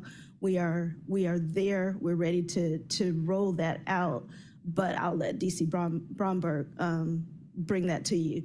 And unfortunately, you know, ATL DOT isn't in the purview of this committee, so I apologize for the fractured nature of the responses, but we will, on behalf of my client, we will get it together and we will get you all of those things that you have asked for. I do believe the ATL DOT staff is here and they have my back on the notes on the three things that you asked. Well, I'm just going to make the motion to hold then. And then, again, itemizing all the different homework assignments for them. All right, I'll second that. Before we go on, though, let me ask this. Used to be, and I'm going back like 3 administrations ago, there was, within Public Works, a position held by someone whose sole responsibility was to help manage and coordinate right-of-way utility issues. And you've been here a long time, you know who I'm talking about. And it seems to me like maybe during the Great Recession, maybe that went away. Does that position exist anymore? To my recollection, Mr. Shook, that was a mayor's office position. If you're speaking, of Joe Morris, Yep. Yes, that was a mayor's office position. That's right. That went away ages ago. Yeah. Okay. Yeah. Thank you for that. All right. Anything else? We have a motion. Yes. Checking into hold, Ms. Collins. Yeah, I just wanted, you know, now that we have that motion on the table, and I really appreciate my colleagues' thought partnership on this, just asking the departments for our next committee meeting that will be held, what's that, August the 12th, just to make sure we have all of that, as much information as possible to make sure that we've incorporated all of those pieces at that, you know, before or at that meeting. And then for FEC to make sure that we have the numerical value of what that 2% benefit to the city will be, so that so we just have all the information that we need. I think today just demonstrated where it's you know, we do want to close the digital divide and offer these services to as many constituents, but we also want to make sure that we're taking care of our infrastructure and also making sure that we take care of the needs of our constituents as we, you know, as we build this infrastructure out. So with that being said, you know, I'll let them move forward with it. All right, thank you. Let's open the vote. Motion is to hold. The vote is open. And we've been joined by Chair Lewis. Will everyone please vote?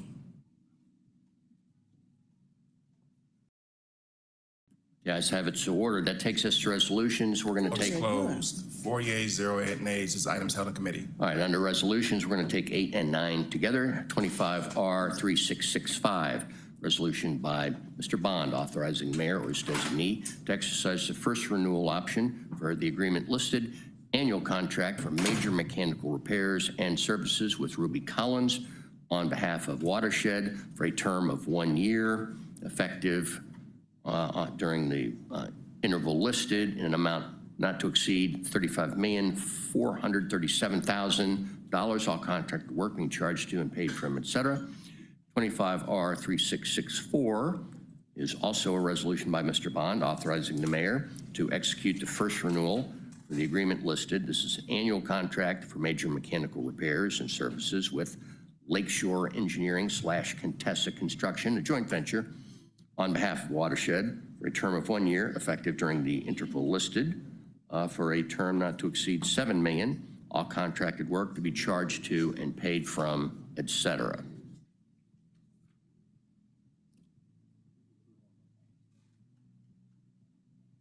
I'll second that.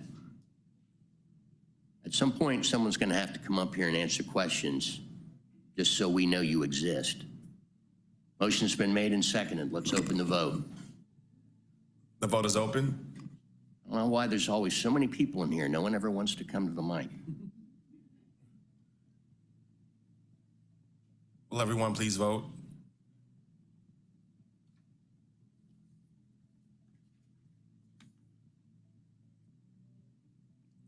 The vote is closed. 4 yeas, 0 nays. These items are favorable. 25R3667, resolution by utilities authorizing the mayor to apply for funding from the Georgia Environmental Finance Authority on behalf of Watershed for the purpose of funding certain wastewater and drinking water capital improvements in the amount of $37 million, authorizing the mayor to execute any required documents or agreements and pay the loan application fee and for other purposes. We need a presentation on this.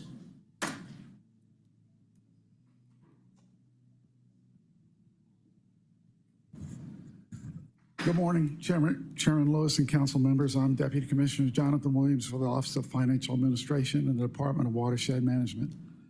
The purpose of this legislation is to request authorization to apply for funding from the Georgia Environmental Finance Authority, or GEFA, on behalf of the department for the purpose of funding certain wastewater and drinking water capital improvements in the amount not to exceed $37,000.00.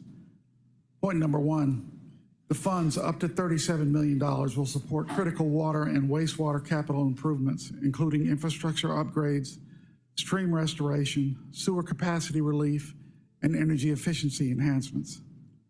Point number two, assessing these state and federally subsidized loan programs allows the city to advance capital improvements while minimizing financial impact on ratepayers. Point number three, approval of this item ensures continued investments in the city's water and sewer systems, promote environmental compliance, and protects public health. That concludes my remarks, pending any questions you might have. Yeah, okay, thank you, Mr. Williams. So it's 3.49%. And are there other fees associated with this? Could you repeat other fees associated with applying for the loan? Well, this covers any other agreements or a loan application fee, and I'm just wondering if you know what that might look like. I don't off the top of my head. I'll have to get that to you. So this goes to pay for a plethora of obviously very heavily needed work. Is that correct? Yes, and it allows us access to funds that don't penalize ratepayers as much as anything. It's to apply for any available money that could further our infrastructure development and maintenance. Does the department still have to go in and report to the state on a regular basis, as was once the case? I mean, back when that relationship first started, it was very rocky, yes, and Watershed was being dragooned over there on a monthly basis. I mean, it was a lot. Is that still ongoing? There's still a reporting requirement. I think it's quarterly that we give them an update about our progress. And Right, but status. it's no longer in person. No, not to my knowledge. I haven't been involved in any of my 4 years here. Okay, good. Well, things have improved. Motion to adopt, second by Juan. There's nothing else. Let's open the vote. The vote is open.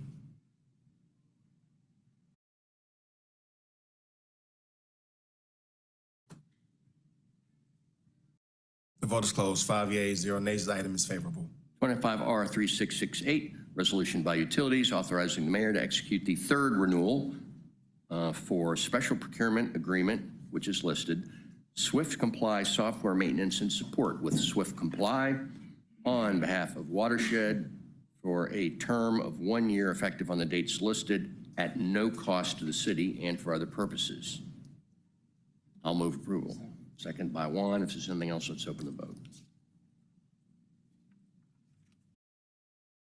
The vote is open.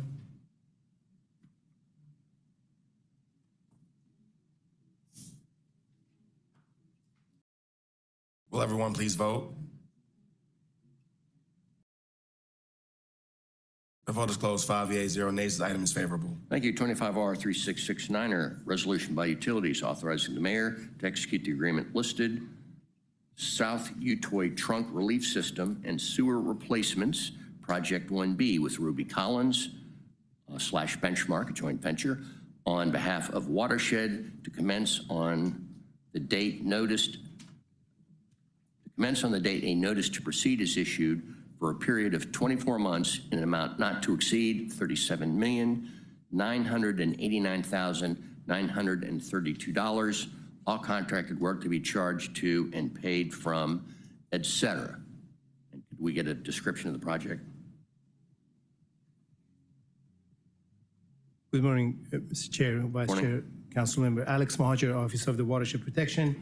This request is to execute the agreement of RFP CON Department of Watershed Management 2403-124045 in reference to South Fulton Trunk Relief System sewer replacement, which is part of their consent order agreement. It's a Project 1C with Ruby Collins Benchmark as a joint venture on behalf of the Department of Watershed Management for a period of 24 months.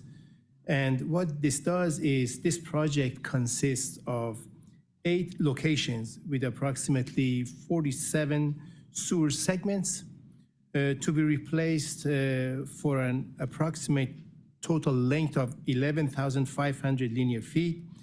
And this would be a sewer replacement and upgrade from 10-inch to 36-inch in diameter, and which includes the construction of one passive control regulator structure.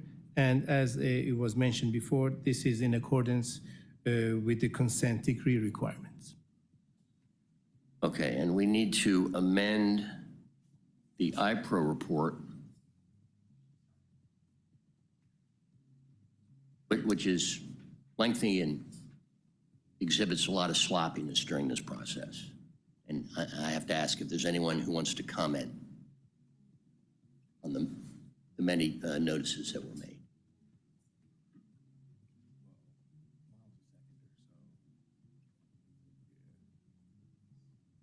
All right, so this covers consent decree work. We have to keep the trains moving. I'm going to support, I'm going to second amending in the IPRO, and then I'm going to support approving this as amended. But, I mean, this is not a very morale building IPRO report and should be the subject of future discussion. Mm-hmm. So let's open the vote on the motion to amend. The vote is open. I just have one question. Mm-hmm. So just so I'm clear reading this, I agree with your amendment, just kind of thinking the structural pieces. So this is to enter in the contract with Ruby Collins for the 37.8 million? Yes, ma'am. And then we just approved them for, is it the contract extension That's item number 25-R36649. That's for 7 million. Is that for different work? Previously, we had one item for North Utah Creek, For no what? for north side of Utah Creek. This is for the south. Okay. This was during the last CUC meeting. Okay. Thank you. All right, let's carry the vote. Vote is open. Will everyone please vote? On the motion to amend, And the amendment is to, add the ag pro. got you, great. Vote is closed. 5 yeas, 0 nays. This item has been amended. This has been made and properly seconded. To approve is amended. Let's open the vote. The vote is open.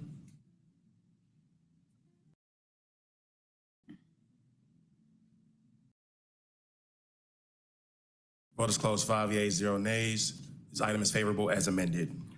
Thank you. 25R 3670, resolution by utilities authorizing the mayor to enter into an IGA with the city of South Fulton on behalf of Watershed, the purpose of adjusting and/or abandoning water and sewer facilities that are in conflict with the city of South Fulton's Demooney Road at West Stubbs Road intersection improvement project in Fulton County in an amount not to exceed $10,616.07. All contracted work being charged to and paid from et cetera. Motion to approve. Indeed. 25R 3671, resolution by utilities authorizing the mayor to enter into an IGA with City of South Fulton on behalf of Watershed for the purpose of adjusting and/or abandoning water and sewer facilities in conflict with the City of South Fulton's Enon Road at Stonewall Tell Road improvement project in Fulton County in an amount not to exceed $49,128.62, with all contracted work being charged to be paid from et cetera. Motions to adopt both. Second by Juan. Let's open the vote.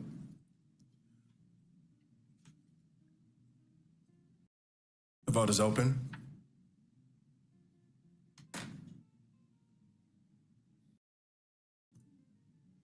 Will everyone please vote? The vote is closed. 5 yeas, 0 nays. These items are favorable. Thank you. 25R 3672, resolution by utilities authorizing the city to donate an amount not to exceed $200,000 from the Community Energy Trust Fund pursuant to the section of the charter listed here to Partners in Action for Healthy Living, PAHL, to provide homeowner education and on-site delivery of energy efficiency audits and interventions for the Weatherize Atlanta program, to authorize the mayor's designee to enter into any necessary agreements to effectuate the donation, to authorize the CFO to make all payments from the accounts listed and for other purposes. Mr. Juan. Yeah, let's have a description of the program. Good morning, afternoon, council members. The Weatherize ATL is the mayor's energy burden reduction program. We've been working on this program for 2 years at this point. It's originally funded by American Rescue Plan Act funds. And so with the support of the Community Energy Trust Fund and other mechanisms, we've been searching for ways to continue that program. Thanks to Councilmember Juan and Councilmember Bakhtiari for supporting the mayor's resolution to create the Community Energy Trust Fund. It was originally seeded with $500,000. This initial $200,000 will go towards TUPAL, who is currently our implementation partner for Weatherize and are still executing on delivering no-cost home energy audits to our most energy-burdened neighborhoods, as well as providing up to $6,000 in home energy retrofits to help them make improvements as recommended by those audit findings. So question for you, Doug. If I reading the legislation correctly, we've given them nearly $1.4 million already to do the similar activity. Do we have any sort of reports back in terms of how that money was deployed, and specifically how much was for the audits and how much actually went to implementation of cost-saving measures? Do you have that data? Yes, we do, and we have a draft report that is ready. We're going back and forth with our data analytics partner, GreenLink Analytics, to lift up some other data that didn't really come forward in that report, similar to what we want to do. And we're also updating our public-facing website right now to reflect some of those numbers. So right now, if you go to Weatherize ATL, you should be able to see the number of doors that were canvassed, the number of surveys that we received, the number of audits that have completed, and the number of retrofits that have been completed. So we're consistently updating that. And just last Thursday, we had to submit a report on that initial $1.4 million that came from the American Rescue Plan Act funds to Chief Risk Officer Deloach. And so we also, that was a key question just to make sure that we could break out those numbers further. So they've deployed all of those funds already? There's about a $200,000 final payment that is paid upon completion of the contract. We had a 90-day extension granted to continue moving through our interested list and our wait list for people that were interested in the program. Okay. The reason why I ask is I want to see those numbers. So I'm going to put a condition on the motion to approve. I just want to make sure that we are, as much of this money is actually going to implementation versus just reviews and audits and studies. And, I know that's important as a first step, but if the numbers aren't at least 50-50, then I may push back when we see those numbers. So I'll make a motion to approve on condition of getting that report in advance of our August council meeting. Just a point of clarity, the home energy audits have to be completed in order to determine the retrofit. Sure, I understand that. Okay. I understand that. But I think it would be indicative, though, if we did all these audits and there wasn't necessarily a substantive amount of retrofitting, because I understand the cause and effect piece of this, but we've got limited resources here. Particularly, we're taking 2/3 or 40% of what we allocated for the fund to be able to do this. I just want to make sure we're throwing good money after good money. Yeah. Thank you. So we're at about 171 audits right now and 92 retrofits. All right. Yeah, Ms. Collins, go ahead. I'm sorry, I just do have one question about the audits. So the home equity audits in this space is only to be able to take advantage of the program? The home energy the home energy audits is a way to identify which recommendations are most impactful to help people reduce their energy cost and improve home comfort. Right. So, Councilman Juan, to your point, you're stating that you wanted to get a report on how we've invested the funds to actually conduct these audits? I just want to see the report from the $1.4 million that we've already given to this particular partner, just to see if it looks like it's been a worthwhile investment. Yeah. And they've been efficient with the funding. Yeah. And because I just don't want so much of it to go to audit and then we really don't do as much in terms of projects for a homeowner that saves them money. Yeah, so, it makes perfect sense, because I know there's a lot of conversation around the home energy audits and, the impact and what's the next step from that. So that was my question for clarity. Thank you. All right. Do we have a second? Then we can open the vote. Vote is open.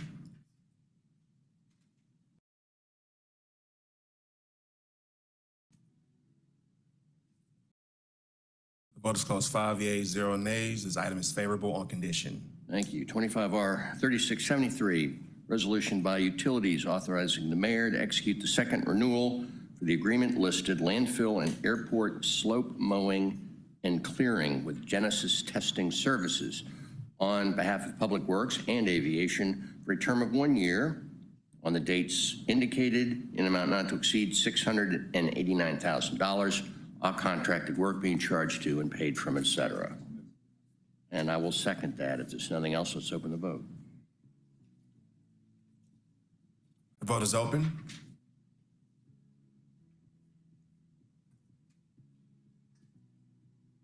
Vote is closed. 5 yeas, 0 nays. The item is favorable. We dealt with our help paper. Do we have anything else? Mr. Chair, Mr. Vice Chair, we conclude our legislative items for today. I apologize for the marathon meeting. See you all in August. We're adjourned.